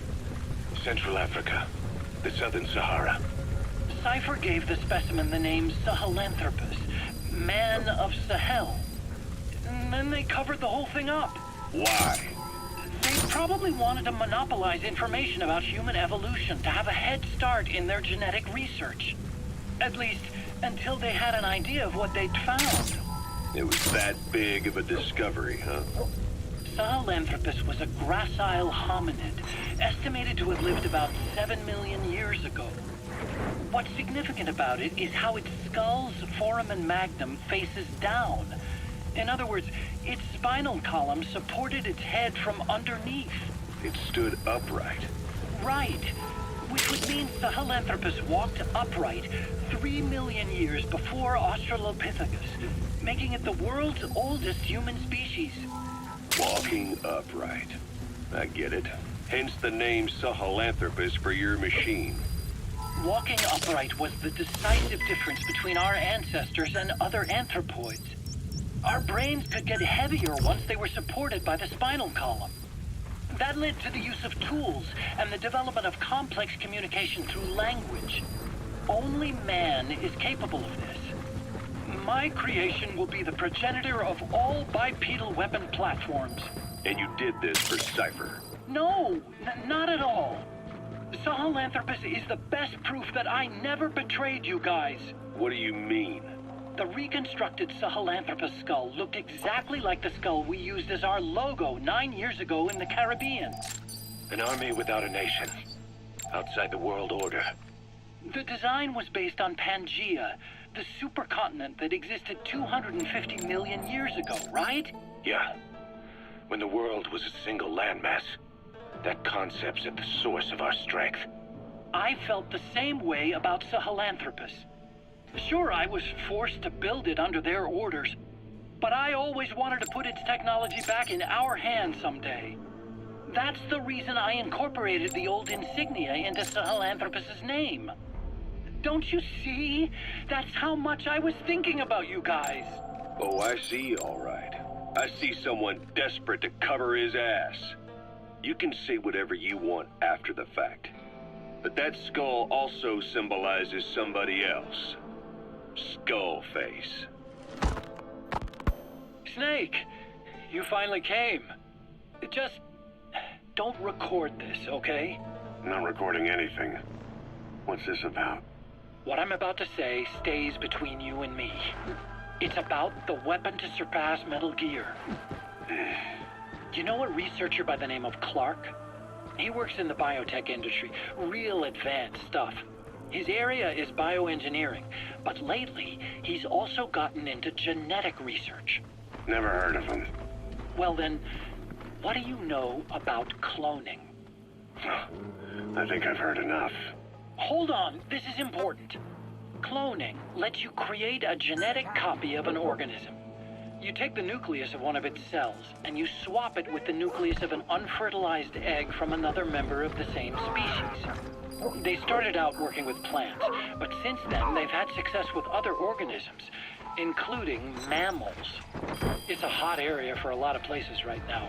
Corporations, universities, research groups. There's no shortage of scientists out to get famous and patent their work. I'm sorry, boss, but the extraction failed. Isn't that a little outside your field? It's got nothing to do with my research, but I thought it might be of interest to you. Cloning, and Dr. Clark, I mean. Go on.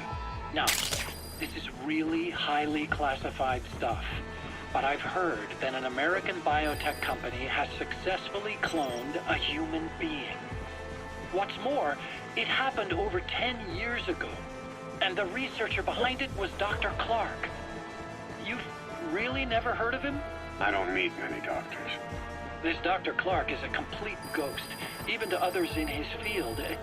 His age, where he comes from, that might not be his real name. And I can't even say for sure he's a he. Clark's employer, ATGC, its company motto is embracing your hopes, preserving talent. What does this have to do with me? Cypher. Dr. Clark works for ATGC, and they have connections to DARPA. Cypher couldn't function without the communications network DARPA's built.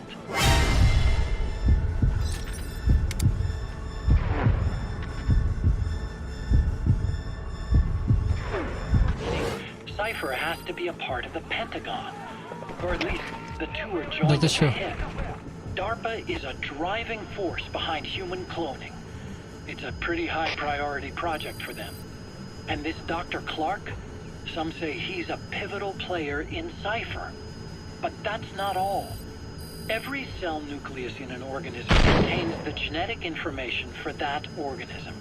Think of it as a blueprint for life. Clark appears to be working on how to decode this information and rearrange it at will. If you could do that, it would mean being able to custom design human beings for specific purposes. Can you believe that? Suppose for a moment that this is all fact. A man of your talent, if your genetic information died with you, that would be a terrible loss for mankind. But what if mankind could preserve you for future generations by cloning you? All right, enough. I get the idea. Look, I know it's inductive reasoning, but this weapon to surpass Metal Gear they're developing in Africa, I believe it's something that uses this new technology. Speaking as a fellow scientist, it chills me to the bone. That's rich coming from you. If genes serve as our blueprint, then I wonder if they include an impulse that drives us to tweak the design. Can you imagine that? machine, encoded with information that wants its children to decode it. Is life itself putting the direction of our next evolution in the hands of scientists? I guess it would take some real arrogance to believe that. And yet, it could be what Cypher's after. I think you're barking up the wrong tree. But that was an interesting story. It'd make a good movie. You have to believe me. Where'd you hear all this anyway? Where? I just overheard it in bits and pieces while I was forced to do that research for them. Right. Wait a minute. Look, I want to help you. I want to be of service here. I'm risking my life with this. Is that so? Maybe it's time we brought someone else into the conversation. No, not him. Not Ocelot. You can't do this.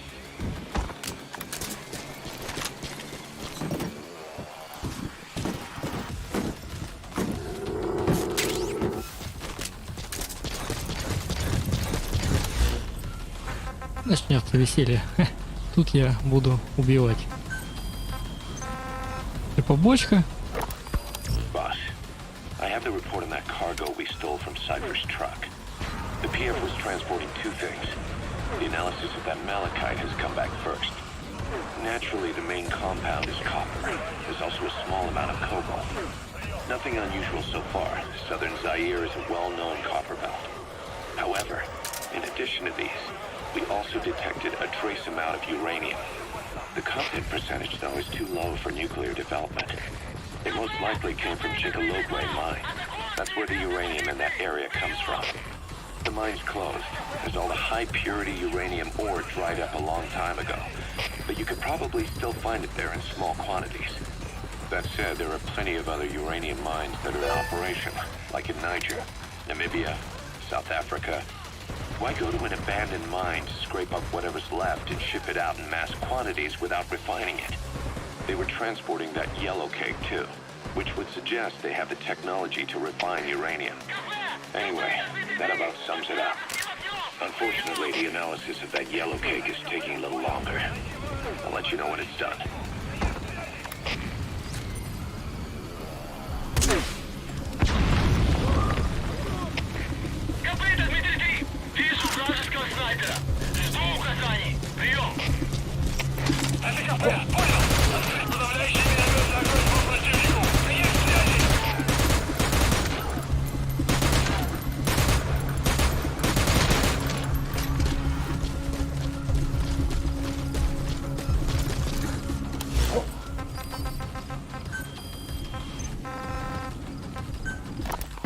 Boss, sorry to keep you waiting. We finally finished analyzing that yellow cake Cypher was moving. There was nothing unusual about the composition of the yellow cake itself. Most of it was oxidized uranium, with the rest being impurities, various metals, as well as traces of organic matter.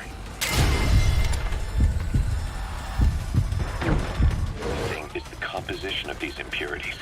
When we checked them against the impurities found in the copper ore, it was clear the yellow cake didn't come from Chinkalogwe, meaning they went to the trouble of mining two sources of uranium, then transported them together in different states. Another thing, we detected a very thin layer of highly enriched uranium in the middle of the yellow cake. Now that is very interesting. It may not be a lot, but it points to the existence of uranium enriching technology. After all, yellow cake can't naturally produce highly enriched uranium. If they could mass produce this, they'd be just one step away from a gun barrel type nuclear bomb. But uranium enrichment requires technology and a large-scale facility. If that kind of place existed in Zaire, the Soviet Union wouldn't sit idly by. And there's another question. Where were they transporting the yellow cake and malachite uranium? The first place that comes to mind is South Africa. The government was supposed to have abandoned nuclear weapons development after caving to international pressure. But rumors persist that it continued in secret. Plus, ZRS were escorting the truck, and they're based out of South Africa. And then South Africa does have an abandoned test site. If Cypher's involved with nuclear development in South Africa. But how would that fit with their weapon to surpass Metal Gear? We need more information. Chinkalogwe. There's a name I haven't heard in a while. The U.S. bought a lot of uranium from Shinkolobwe mine during World War II for the Manhattan Project. They even sent a squad from the Army Corps of Engineers to reopen the mine after it was flooded. That's how good its uranium must have been. With that, the world's first nuclear test was a success. Shinkolobwe uranium might have been used in the Hiroshima and Nagasaki bombs too. Just hearing its name is like seeing all the phantoms of the war rise up to haunt us. But all the uranium's dried up, and the mine's been closed for years. So someone reopened it. Right. Zero-risk security seized control of the area and were forcing locals to work in it. And the Zairean government was getting a slice of what they took in exchange for looking the other way. Mobutu has to finance his tastes somehow. He'll gladly sell the rights to some old mine. The question is, why would zero-risk security do this kind of thing? Or rather, why were their employers, Cypher, interested in an abandoned mine? They'd be getting trace amounts of uranium, and to the naked eye it appears to be ordinary malachite. Meaning security would be lax. Not a very efficient way of obtaining it, but easier to move. But how would they enrich it at its destination? Did the yellow cake really have a layer of highly enriched uranium in it? Having trouble believing it? No. If they say it's real, then it's real. In which case, they might have some enrichment method that we don't know about. And this was to test it out. It's possible. And that would mean it's almost complete.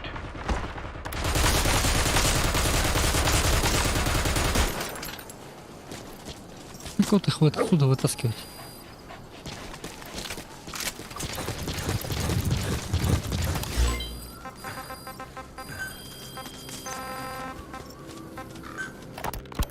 Ever since the attack on your unit 9 years ago, the name Big Boss has become known the world over. What do you mean? Those of your men who survived traveled far and wide. They fought throughout the world. In fact, they're part of the reason we have all these PFs now. Every one of them suffered their own phantom pain from losing you.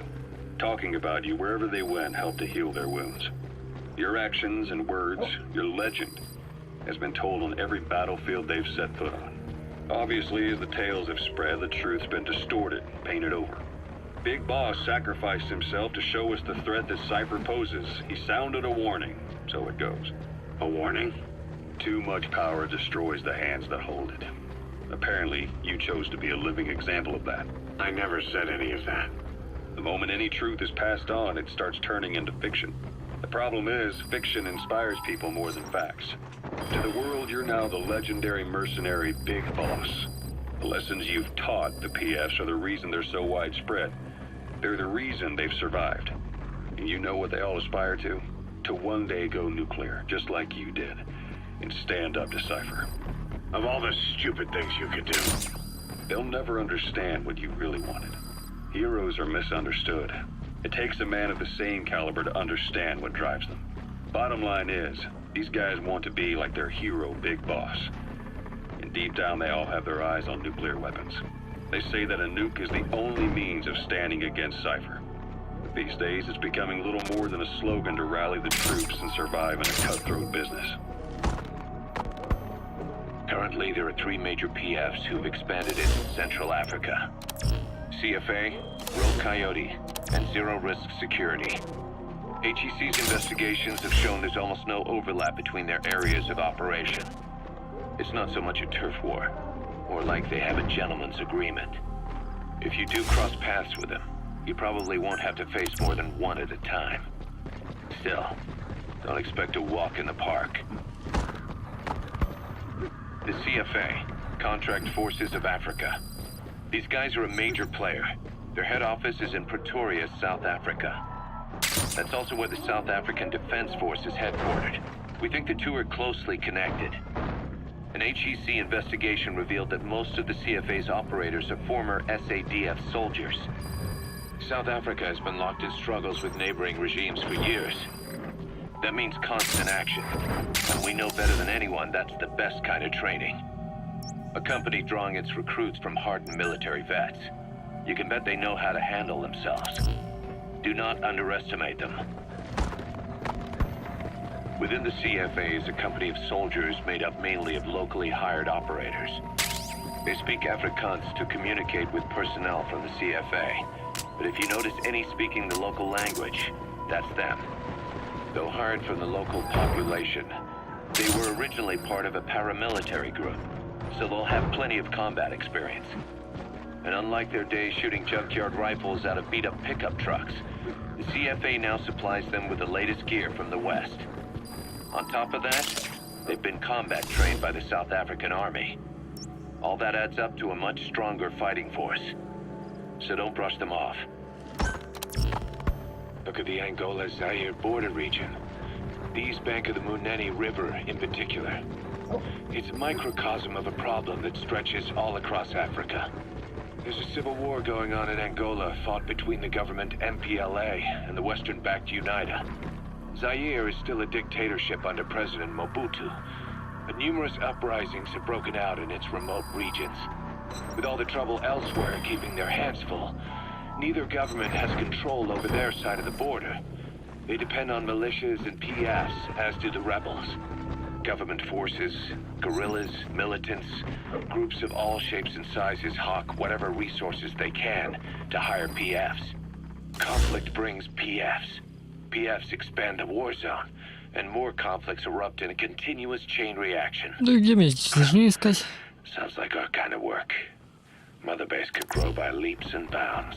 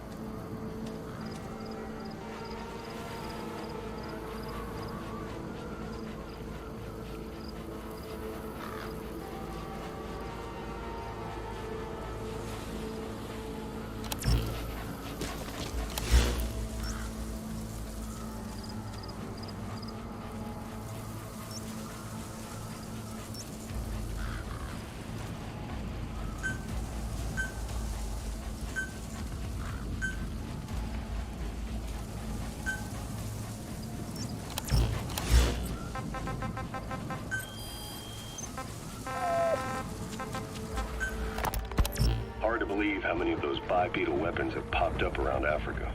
When did that start? No more than 6 months ago. Didn't really hit me until I came here. They're not supposed to be in use yet. Emery says they were still doing the last round of fine-tuning. Спасибо за фоллоу. Doctor has no idea. His research has already hit the black market. Both sides of the Iron Curtain will have it by now. Even so, they're spreading much too fast. Sure, the Walker gears can operate in any terrain. Their mobility's just as good in the jungle as it is in the desert. That would come in handy in a place like Africa. They are modules that can one day be used as nuclear weapon systems. And with that in mind, the numbers are way too large. There must be another reason they're so widespread. Like what? It's all about needs. To small-time outfits like most of these private forces, this product is a dream come true. Hell, it goes goes beyond PFs. This is the ultimate weapon, the forbidden fruit. For anyone with an enemy to fight and people to defend. Вот они. Охуеть. Exactly. Sounds familiar, huh? Нет, PFs это are all глушитель. operating off your playbook. You created these times. But could this be the new weapon in Africa that Emmerich talked about? If it is, why is Cypher letting everyone and his brother get their hands on them? What comes next? Selling nuclear weapons in the open? Making them public property? Why don't they give that a try? Then the next war really will be fought with sticks. Right. The man we're dealing with isn't foolish enough to make a suicide pact with the world. So, what is Cypher really up to?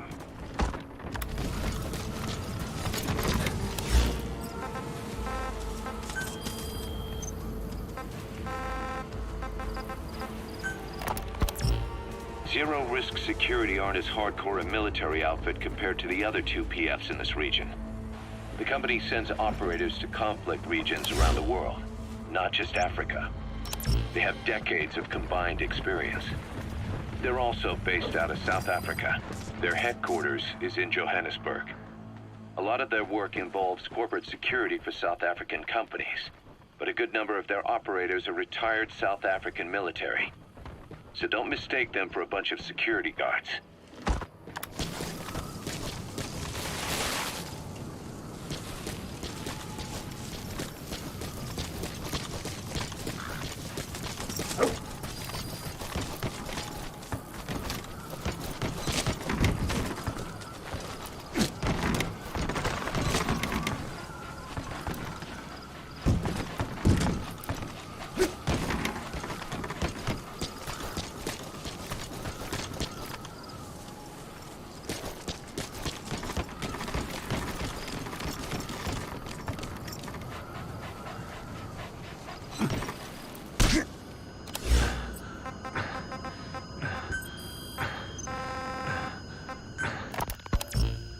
Coyote operates mainly out of Africa these days.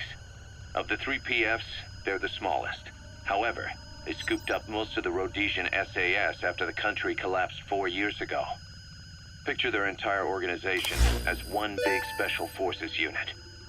With Rhodesia a British colony, the Rhodesian SAS had its origins in 22 SAS Sea Squadron.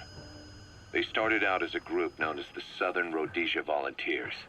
But in '51 they were incorporated into 22 SAS as members of the British Commonwealth and deployed to fight guerrillas in the Malayan emergency. Even now, 22 SAS keeps the Sea Squadron designation empty in recognition of their service. In a way, you could say the SAS almost makes up the core of Rogue Coyote. Later on, they were bolstered by other talent, including former Celis Scouts and 32 Battalion. These guys are direct descendants of the best special forces in the world. They won't go down without a fight. Don't get careless. Kungenga Mine. The civil war's been going on in that region for the last 20 years. It's being fought by what are now two ethnic groups, the Buta and the Mbele. Originally, you could barely tell them apart, but the reason for the current armed conflict goes back to World War I. After the war, their land was colonized by a European power, and it decided to give local control to the Buta. That split the two groups into rulers and subjects, laying the foundations for an inevitable civil war. The friction between them remained even after they won independence from Europe.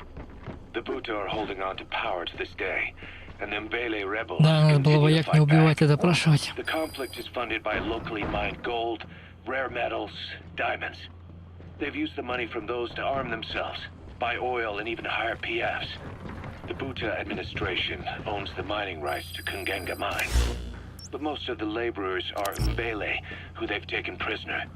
The product they've gouged out of their land is bought up by cheap Western corporations. And the civil war is fueled by the profits. That's how it goes. One country's people is split apart by another country. Then the two groups tear up their own land for money in order to fight each other. Now this civil war started by a foreign power is the norm, and it's sucking up all the country's resources. PFs are just the same. They follow the money, taking war with them wherever they go. That goes for us too. It's an endless river of bloody retaliation.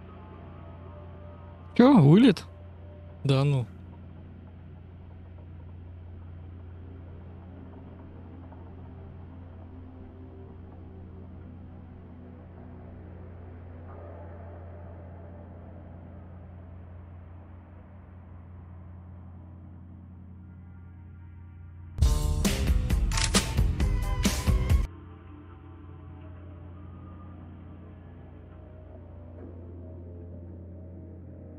Заебись.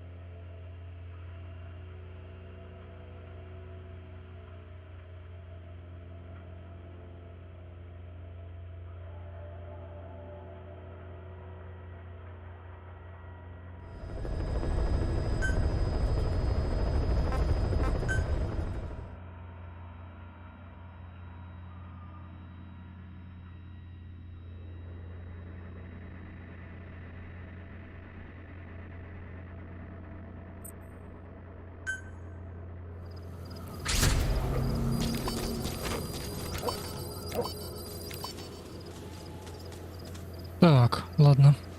Ну хоть тревога сбита. Буду допрашивать. Иду в комплекс меню.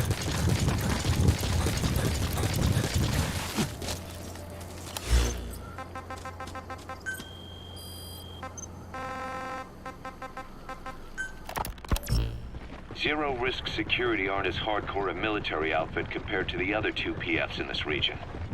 The company sends operators to conflict regions around the world, not just Africa. They have decades of combined experience. They're also based out of South Africa. Their headquarters is in Johannesburg. A lot of their work involves corporate security for South African companies, but a good number of their operators are retired South African military. So don't mistake them for a bunch of security guards.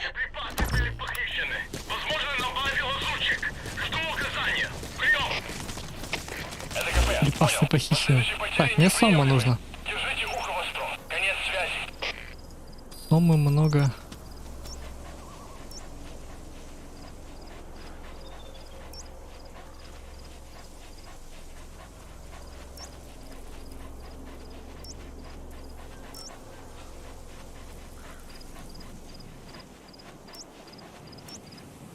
Где сумма-то?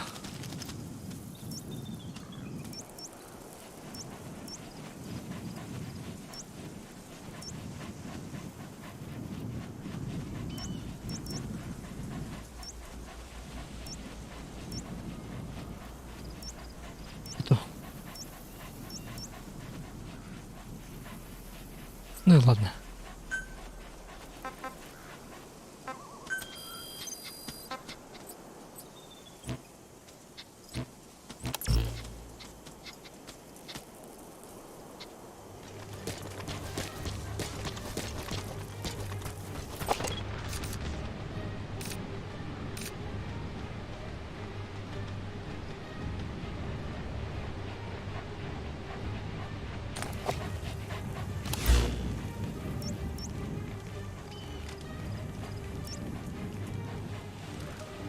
Даже как-то странно.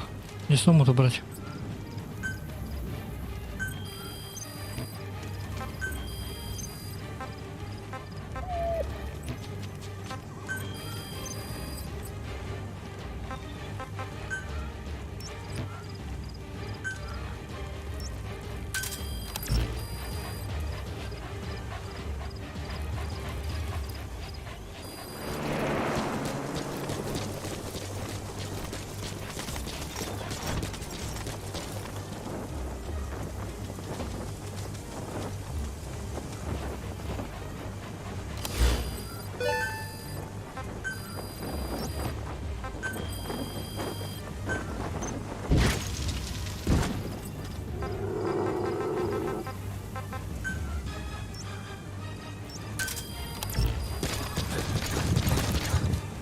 В смысле?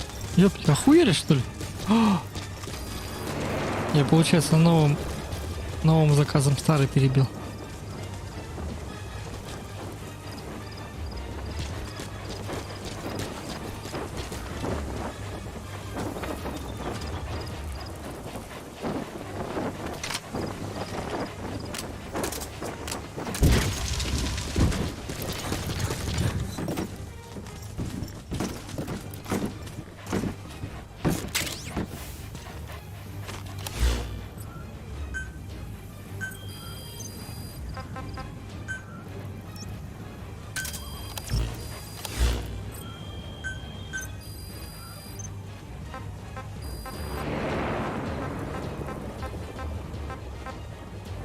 Попробуем, что это за пистолет такой.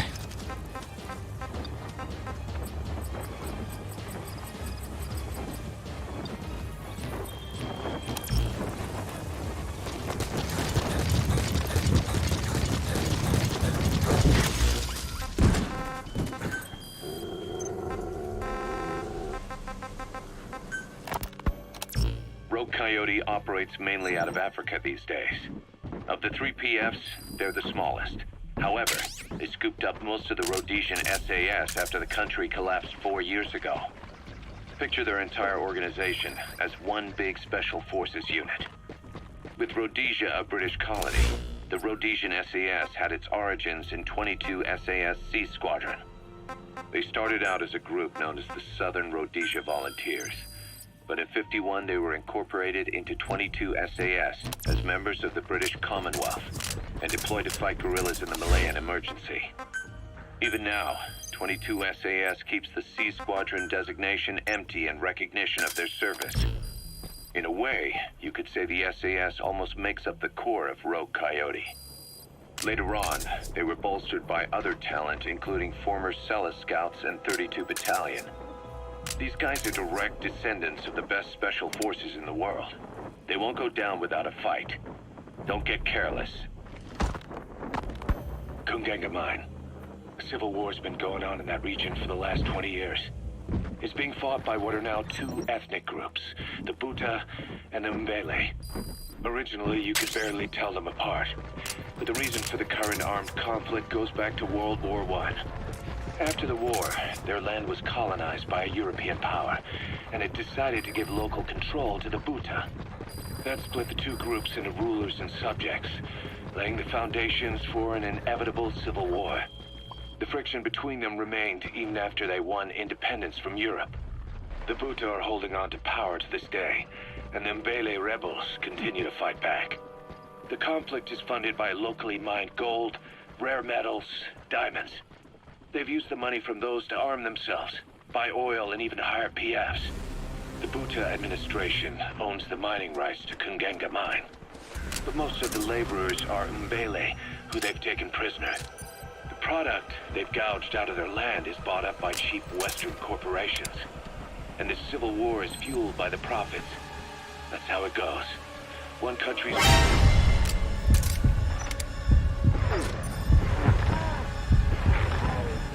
by another country. Then the 2 groups tear up their own land for money in order to fight each other. Now this civil war started by a foreign power is the norm, and it's sucking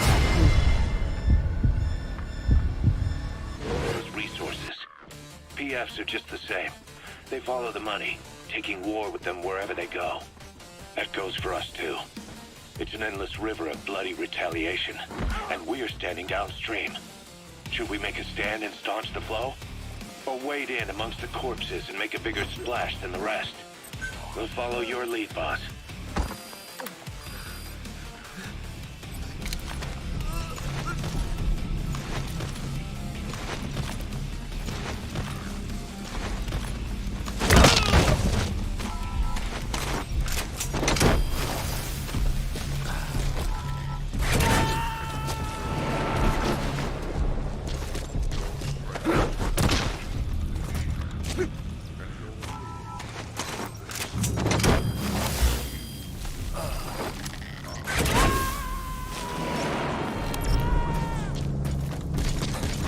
Сейчас посмотрю, где чертежи лежат.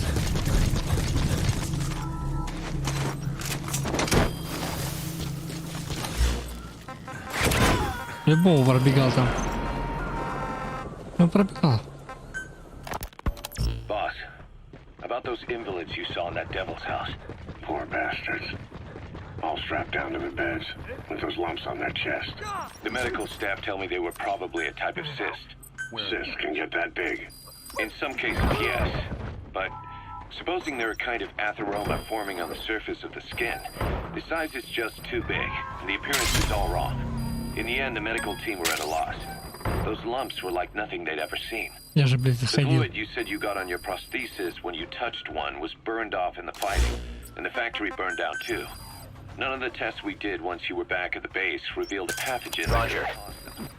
Meaning we don't have a single sample to work with. Everything went up in flames. What worries the medical team most is whether it's contagious. Whether there's a chance we could end up like that. And? Mother Base's sanitation control has always been strict. After all, war is great at transporting diseases. For the time being, at least. There's no sign of contagion or any symptoms that could be related. One more thing.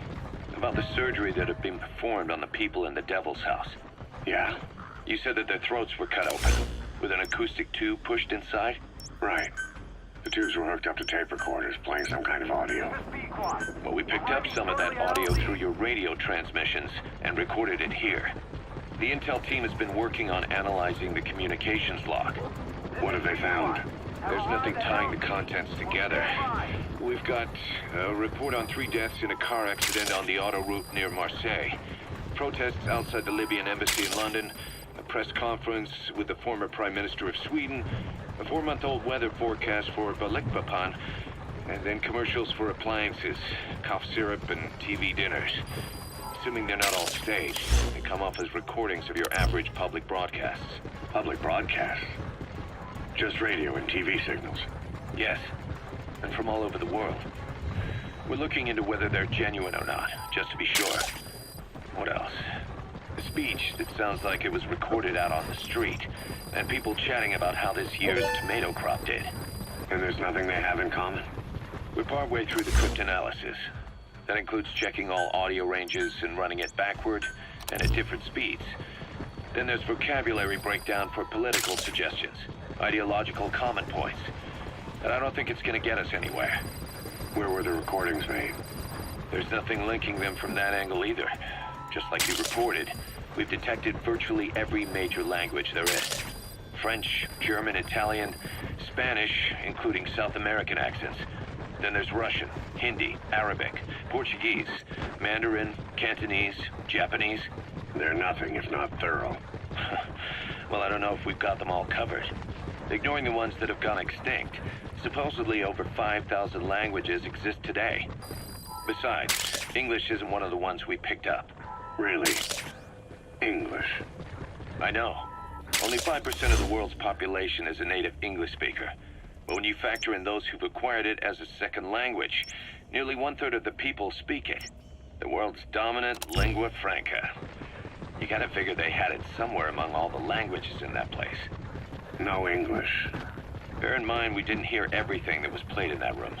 We couldn't isolate the more distant sounds due to static and the program could have been set to change every day.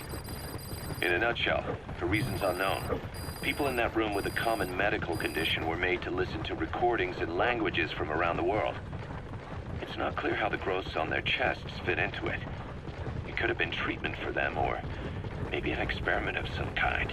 I'm guessing one person knows. Yeah, Skullface. He was there. The only thing we can say for sure is that he's involved.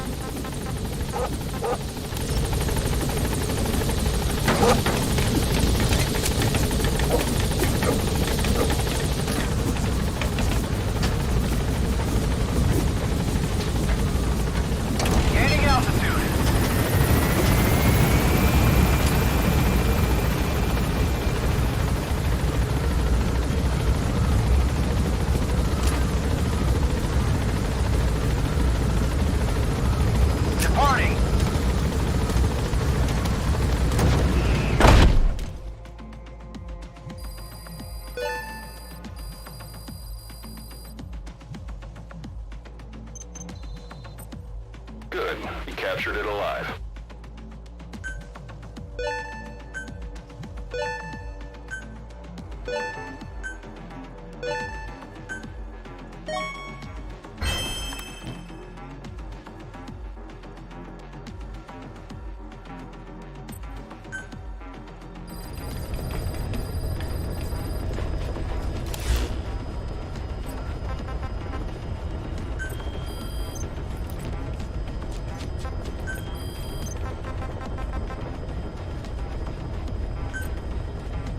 Ну, поехали дальше.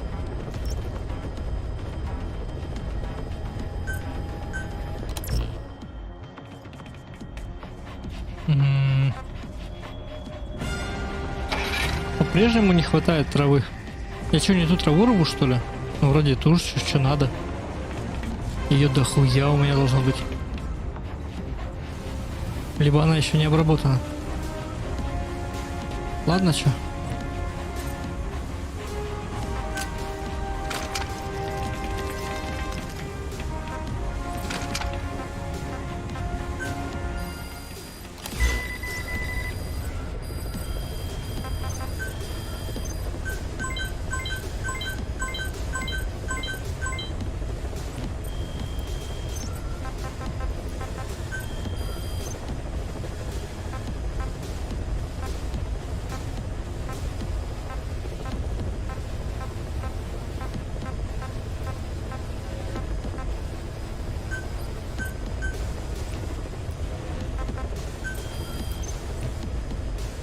Давай-ка на базу слетаем, может. Нужно туда ебануть сначала.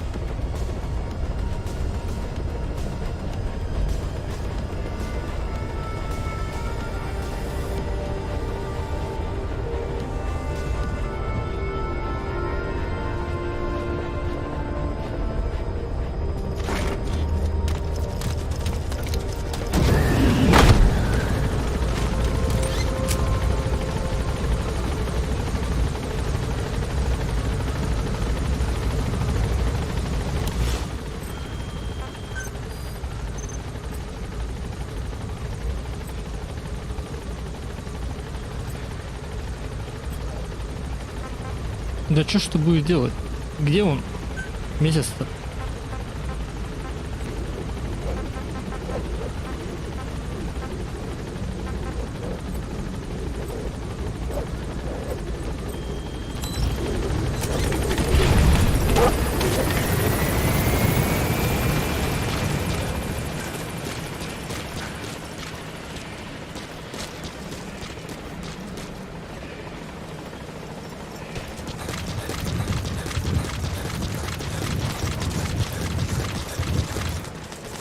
Welcome back, boss. Talk.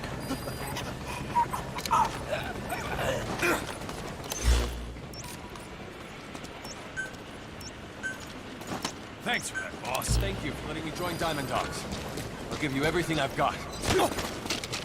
Spit it out. Еще один вор.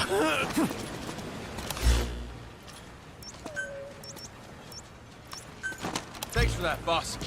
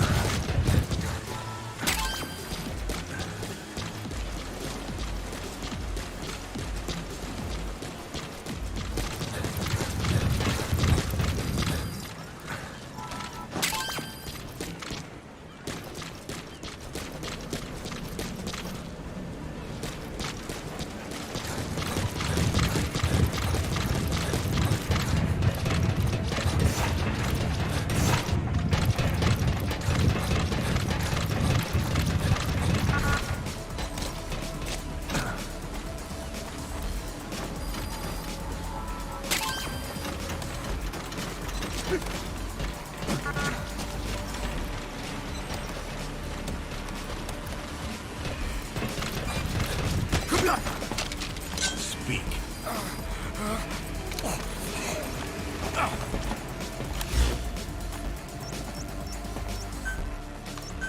И так на каждой платформе можно побегать. Ну, это не особо.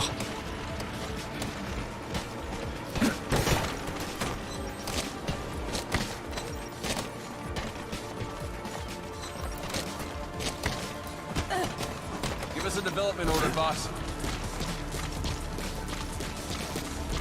How's it going, boss?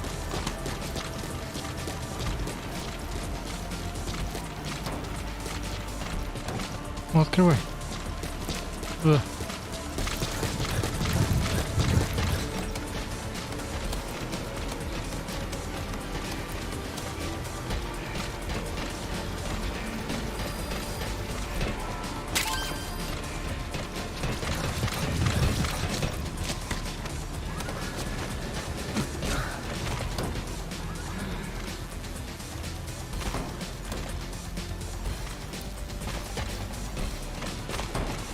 Заебал.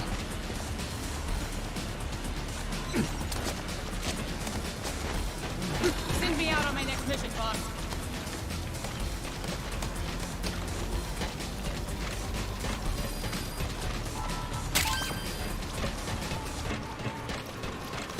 Let us know if you need supplies, boss.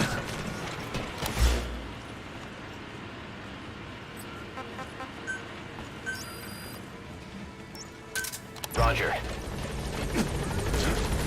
This is Pequot. Arriving shortly at LZ. Либо это баг, то что у меня трава не собирается. Связано с тем, что я отредактировал количество получаемой травы, либо я не ту траву собираю.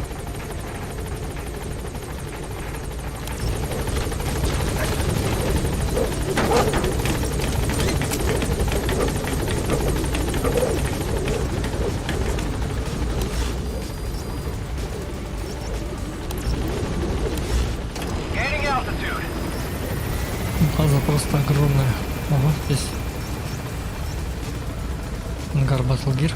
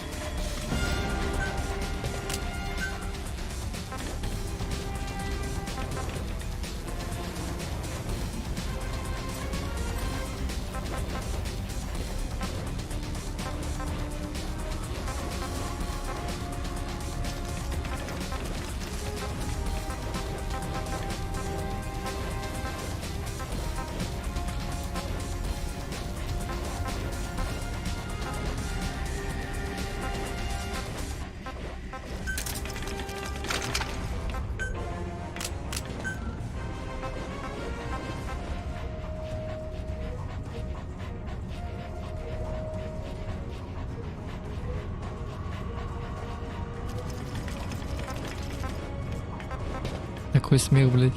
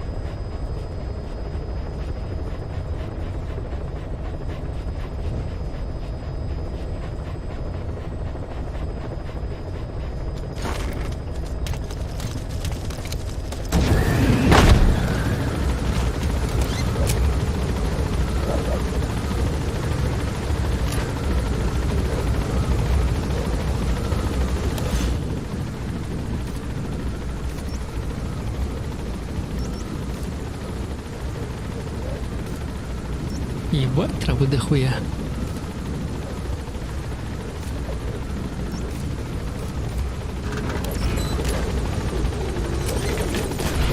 Блин, это Африка вообще.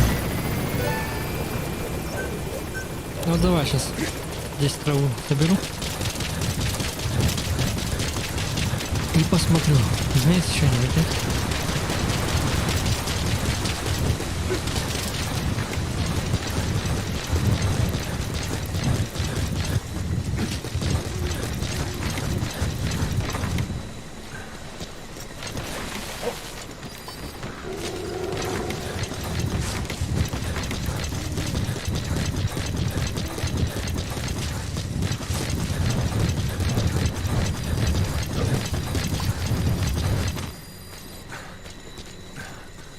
Вот. Наперстянка.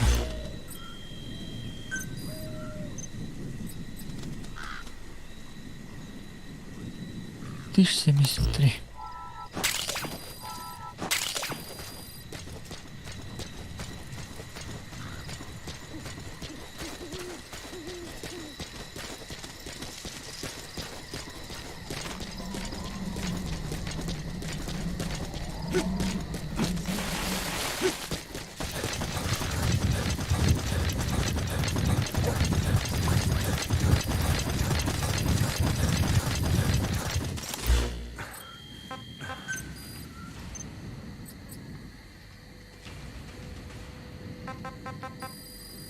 Тысяч 73, а добавилось совсем немного.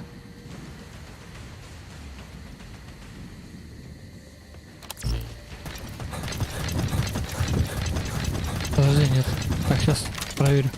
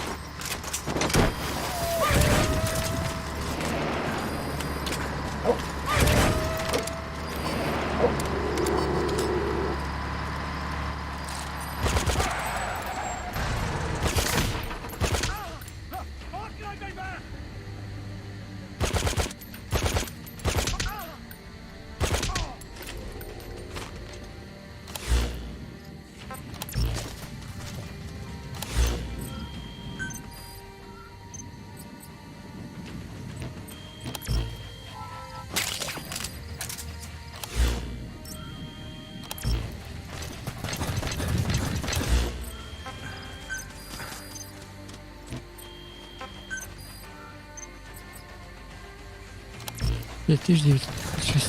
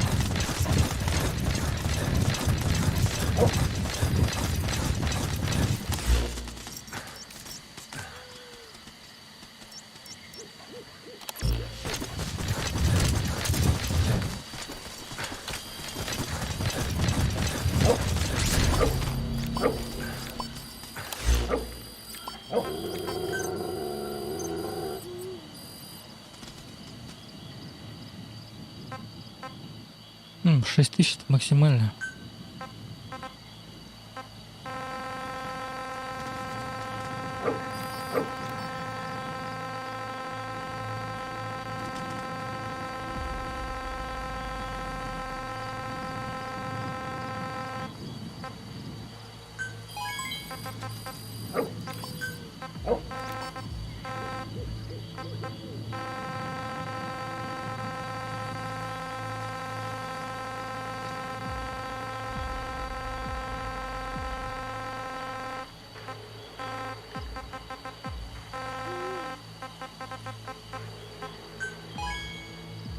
Поэтому и больше не поднялось. Ну да, по 200, только у меня золотой полмесяц, кажется, либо он потребляется где-то очень сильно. Либо хуй его знает. Так. Боевой отряд не надо. Ну, в смысле, надо, но... Развитие базы, поддержка. Давай научно-исследовательской.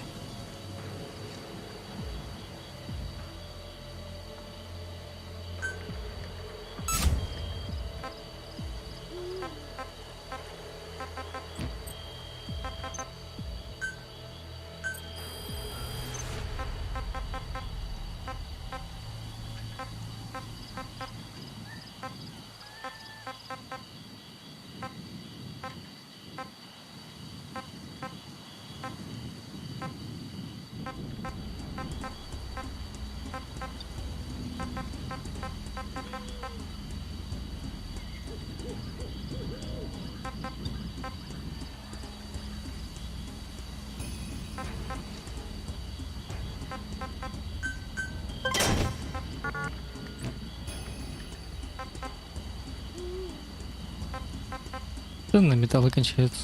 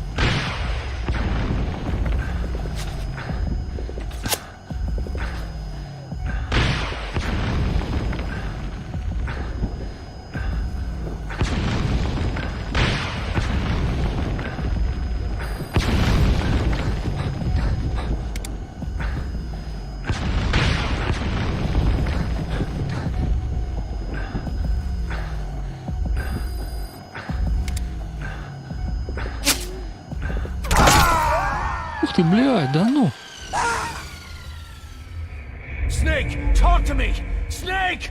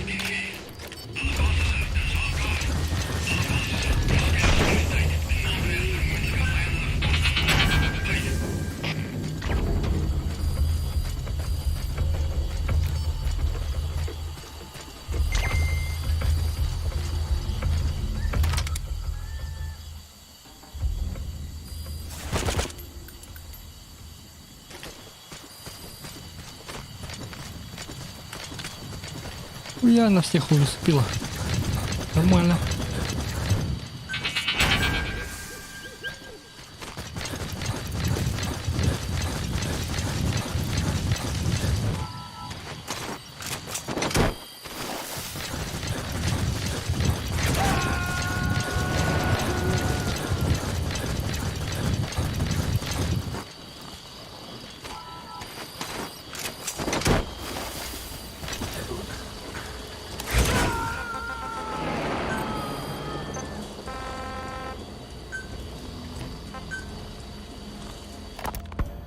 Snake, I wanted to ask you about the man on fire.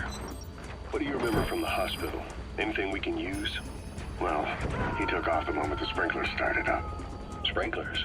The fire system? And when he got sprayed with water from the burst pipe, it slowed him down. If we escaped on horseback, he wouldn't cross the river either. And then it started to rain. And he disappeared. Water against fire. Is it that simple? I mean, it makes sense. It's just hard to believe it would work on a guy like that.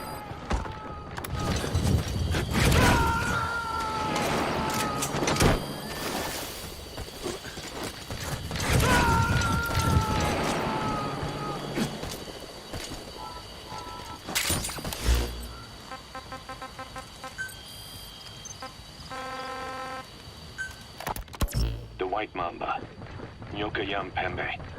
He's the commander of the kids based out of Wala Yamasa. As you know, contract forces of Africa were stationed at that village. Anti-government forces hired CRS to bring kids there from around Africa for training. But at some point, the adults with the PF started dropping like flies. This was right after we arrived in Africa. We don't know the cause. The kids ended up on their own. Must have been like fish out of water. Nothing to eat, no way to get back home. All the adults taught them was how to use a gun. Sure, they could shoot targets, but hunt for food? Not likely. They wouldn't have lasted long. Then the White Mamba showed up. He was faster and stronger than them, a better soldier, and he knew how to lead. I guess somebody wished upon a star, because their savior turned up like stardust straight out of the blue. The moment he arrived, the kids had their new commander. That was when they started attacking other villages. Word of the infamous White Mamba spread fast. But it isn't just his combat skills that got people talking. As you can tell from the name, he's the only light-skinned kid in the unit. Not to mention the blonde hair and the blue eyes. Not common in those parts. We have no idea where he came from or what he's experienced. The kid's a huge blank. But I'm sure you'll know him when you see him. One other thing. He's still a kid, so don't kill him. Be careful not to hit him with anything lethal. Not even a flesh wound. Our mission objective isn't just suppressing a bunch of militants. This is a DDR operation of the kids in that unit. DDR stands for disarmament, demobilization, and reintegration. Disarmament is obvious.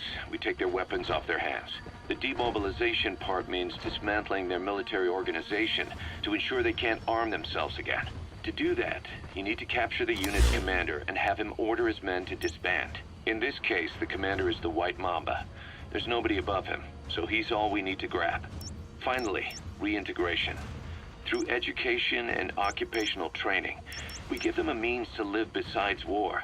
A lot of kids born in a war zone don't know any other way to live. So before they find themselves back there, we teach them another skill. I'd like to establish this rehabilitation process at Mother Base. That's why we're bringing those kids back here. It's not so much for their sake. It's for the world that we're trying to create. No other way about it. Those kids are amateurs. Bad for business to have them running around where we're trying to work. Bring them all back if possible. Or as many as you can.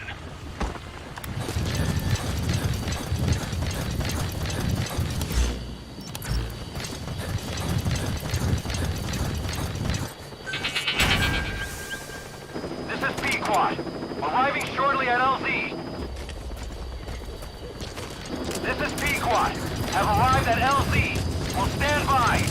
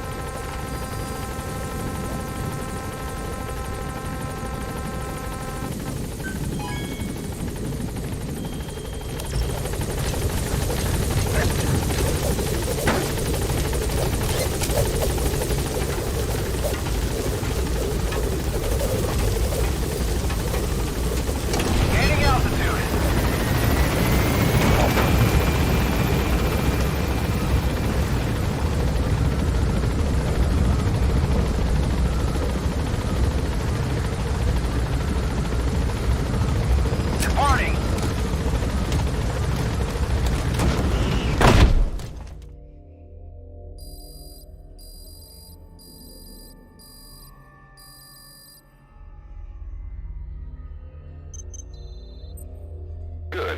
You captured it alive.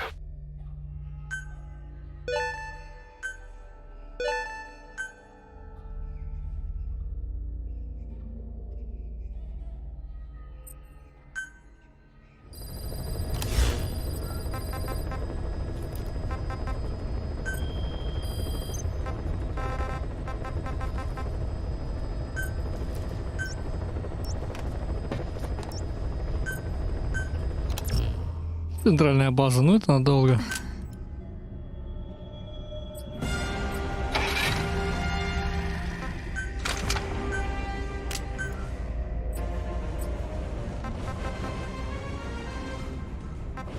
почему травы-то нету?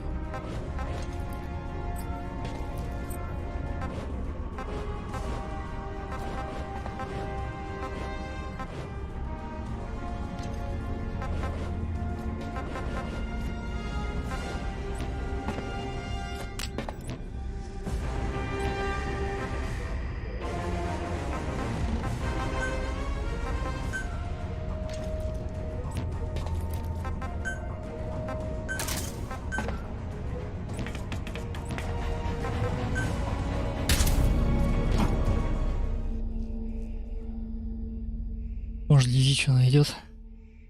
Дому тоже.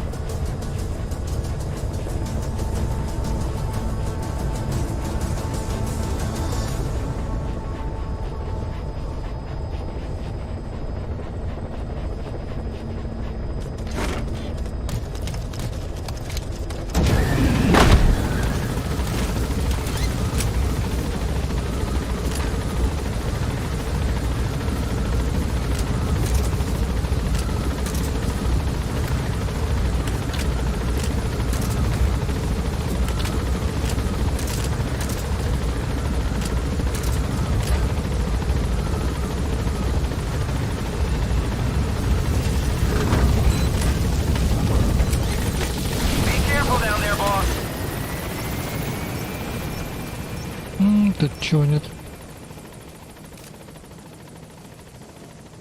Так, здесь.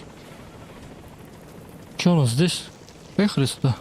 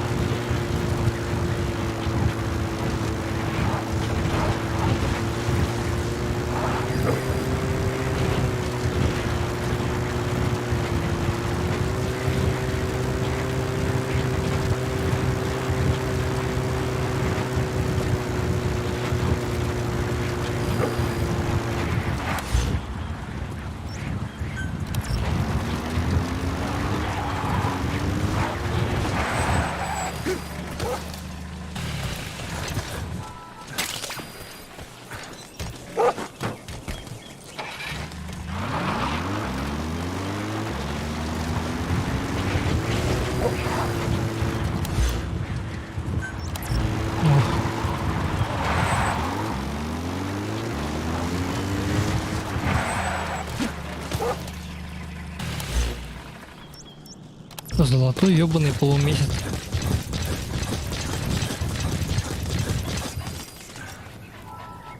То, что надо.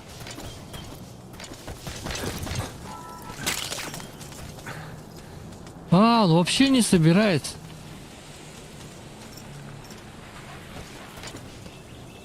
Сука. Ну. Так, ну я тогда это сразу буду исправлять, смотреть ошибки в скрипте, потому что это, ну, не норма.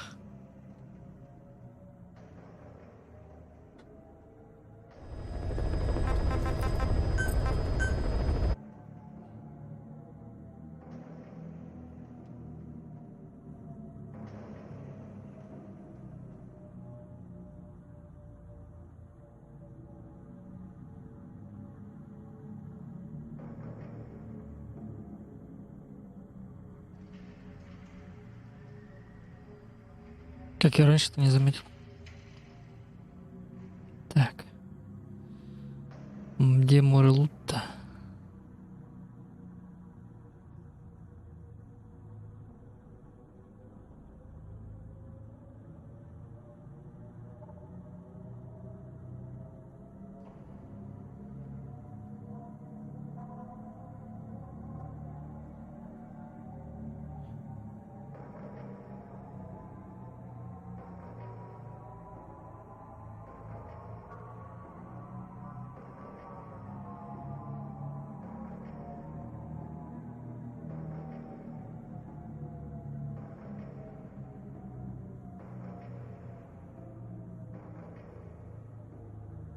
А, нашел.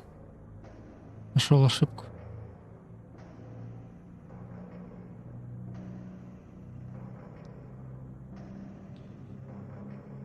Так.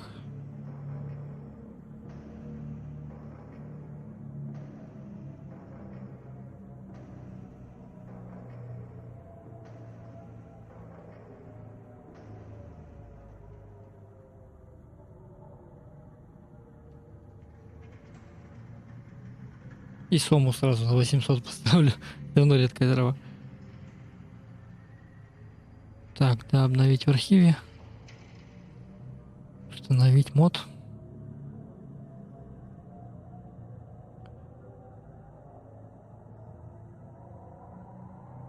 Ебать, сколько я этой голубой травы собрал и не заметил.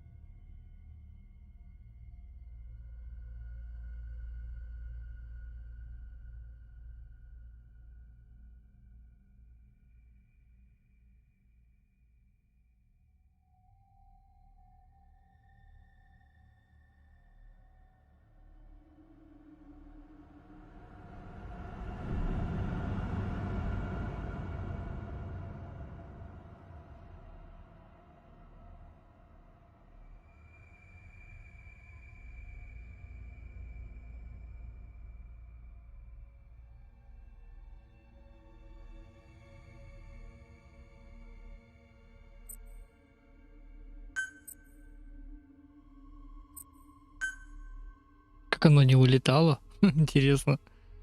С какой синтактической ошибкой.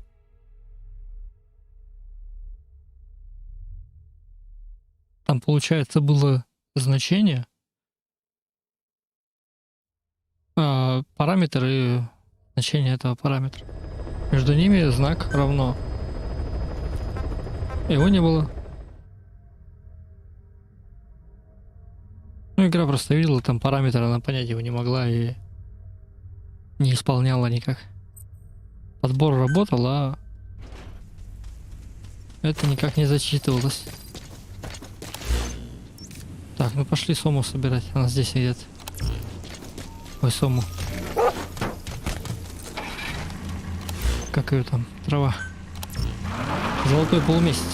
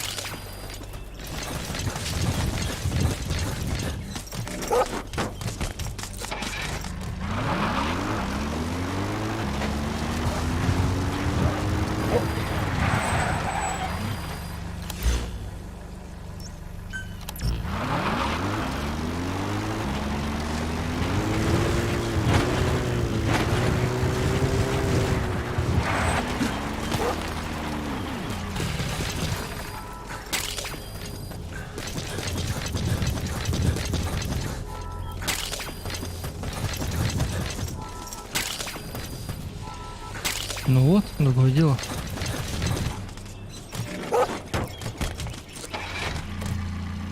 Теперь осталось где-нибудь сому найти. Я загуглю.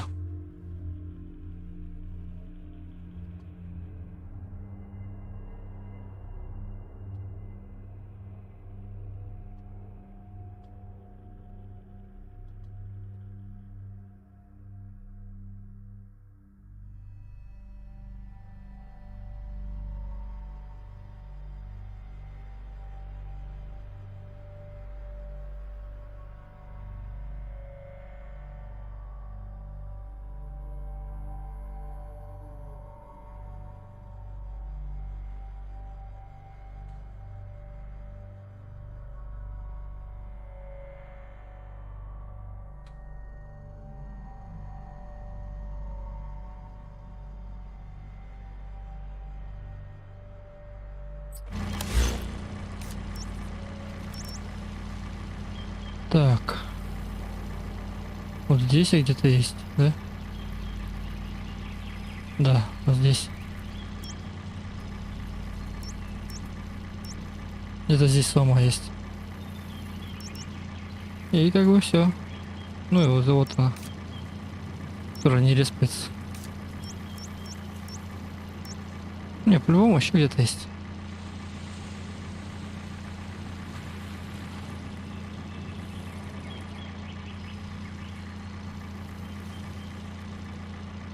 Так, она сохранится.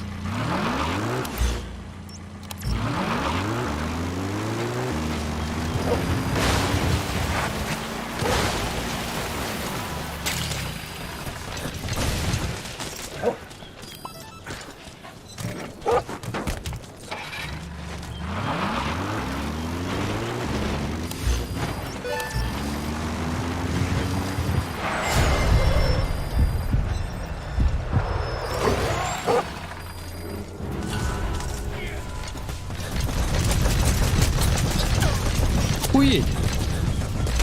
Not good. Don't let your buddy die, Snake. I'm pulling them out of there.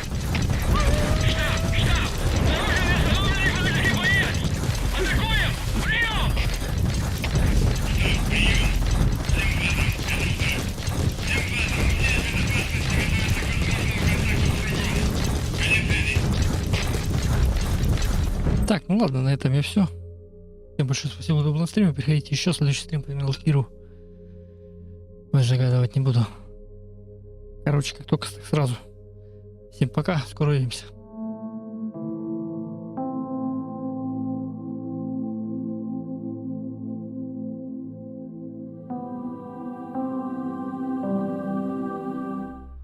Так, нет, не пока, я чат проверять буду.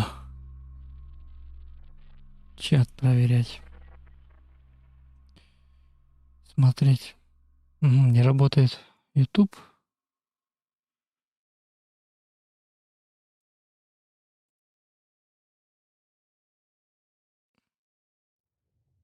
Попробую. Авторизация подключена. А я подключусь напрямую к трансляции.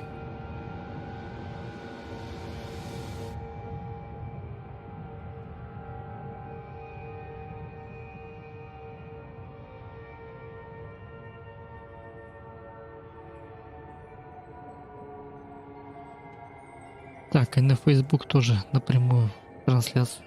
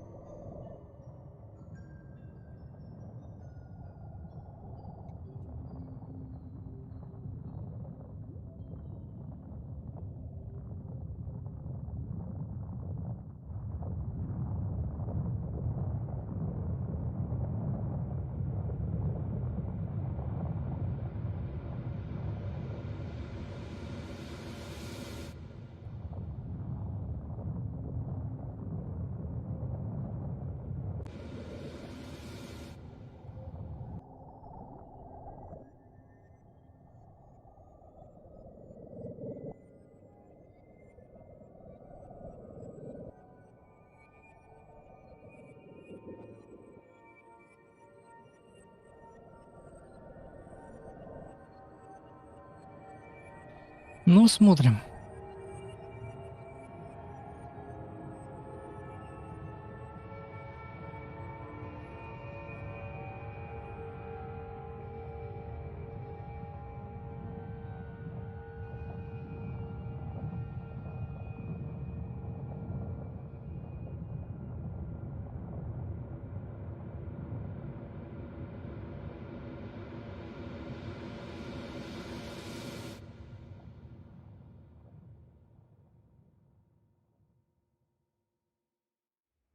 Скорее уже брокастер вышел. Релизнулся.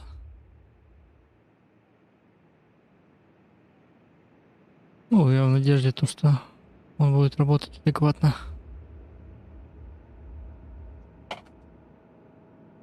Или хотя бы какая-то альтернатива будет. Уже хорошо.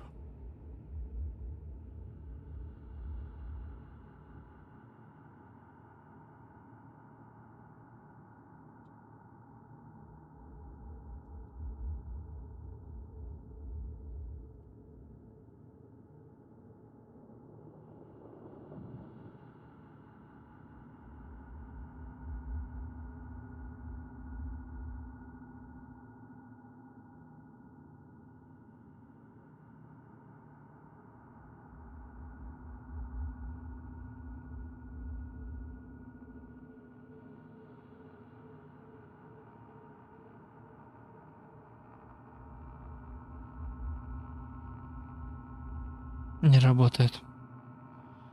Так, а я попробую перепройти авторизацию. Мало ли.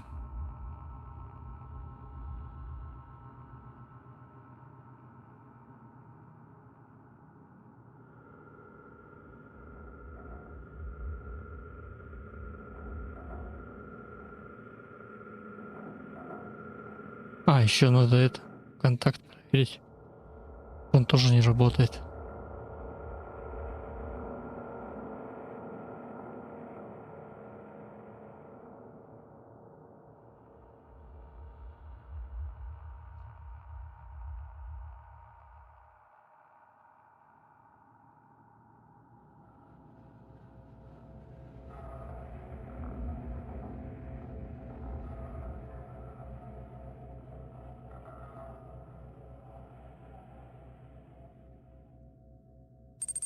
Нет, работает.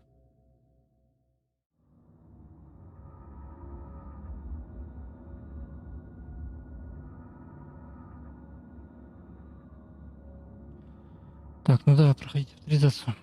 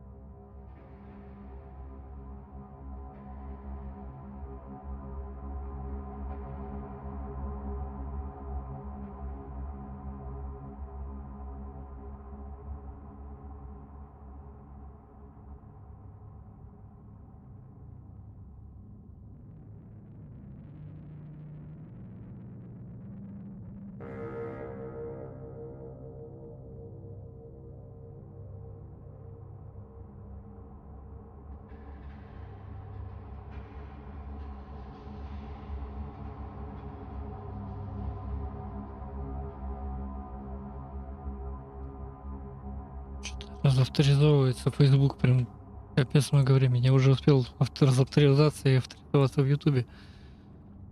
Чищу-ка я кэш.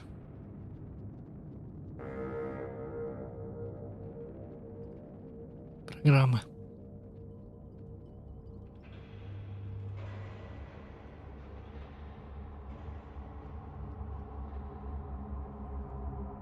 Кстати, можно попробовать. Проверить нужно будет, как работает со стримом. Я думаю, тернул. Время, правда, уже много. Раз уж начал тут выяснять технические проблемы. Почему бы не проверить?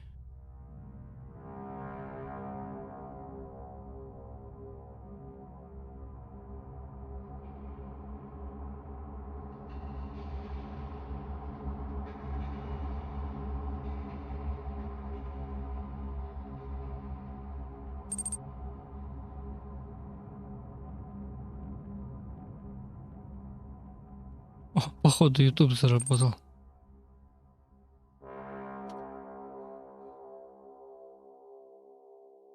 Ну, сейчас авторизуюсь.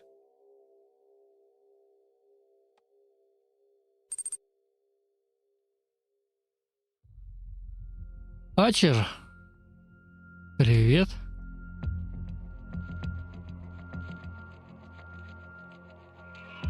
Ну, говори, что за артефакт. Поздно зашел, я тут заканчиваю уже.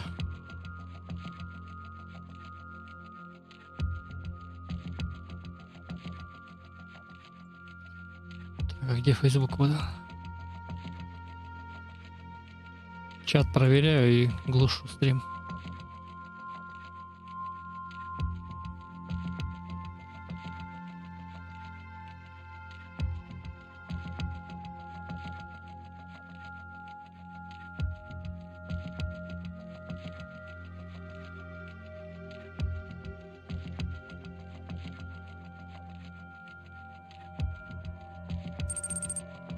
Угу.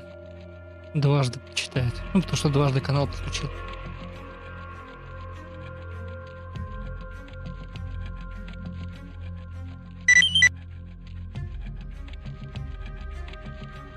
Спасибо за лайк.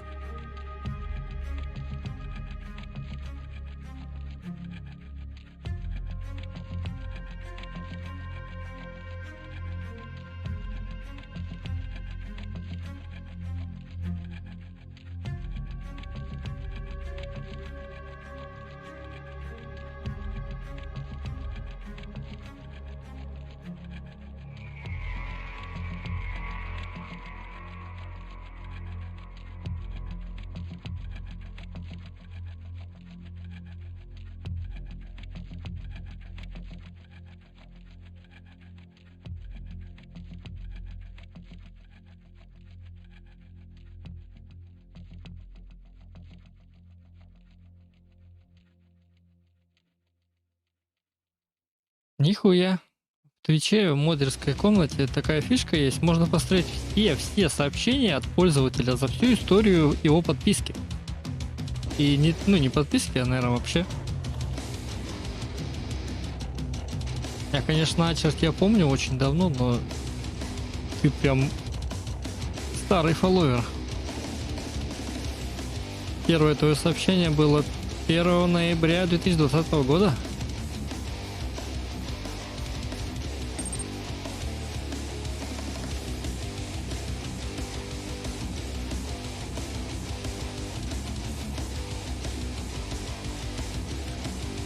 Я в загадке особо не умею. Ходи туда принести. Так, что-то, короче, опять не работает ни Facebook, ни... В общем, ладно, с этим разбираться не буду. Уже поздно. Попробую завтра что-нибудь решить. Уже неделю не работает ни Facebook, ни YouTube. Точнее, они-то работают, но не работает чат. Ничего не происходит. Ладно. Ачер, пока. Всем пока. Скоро увидимся.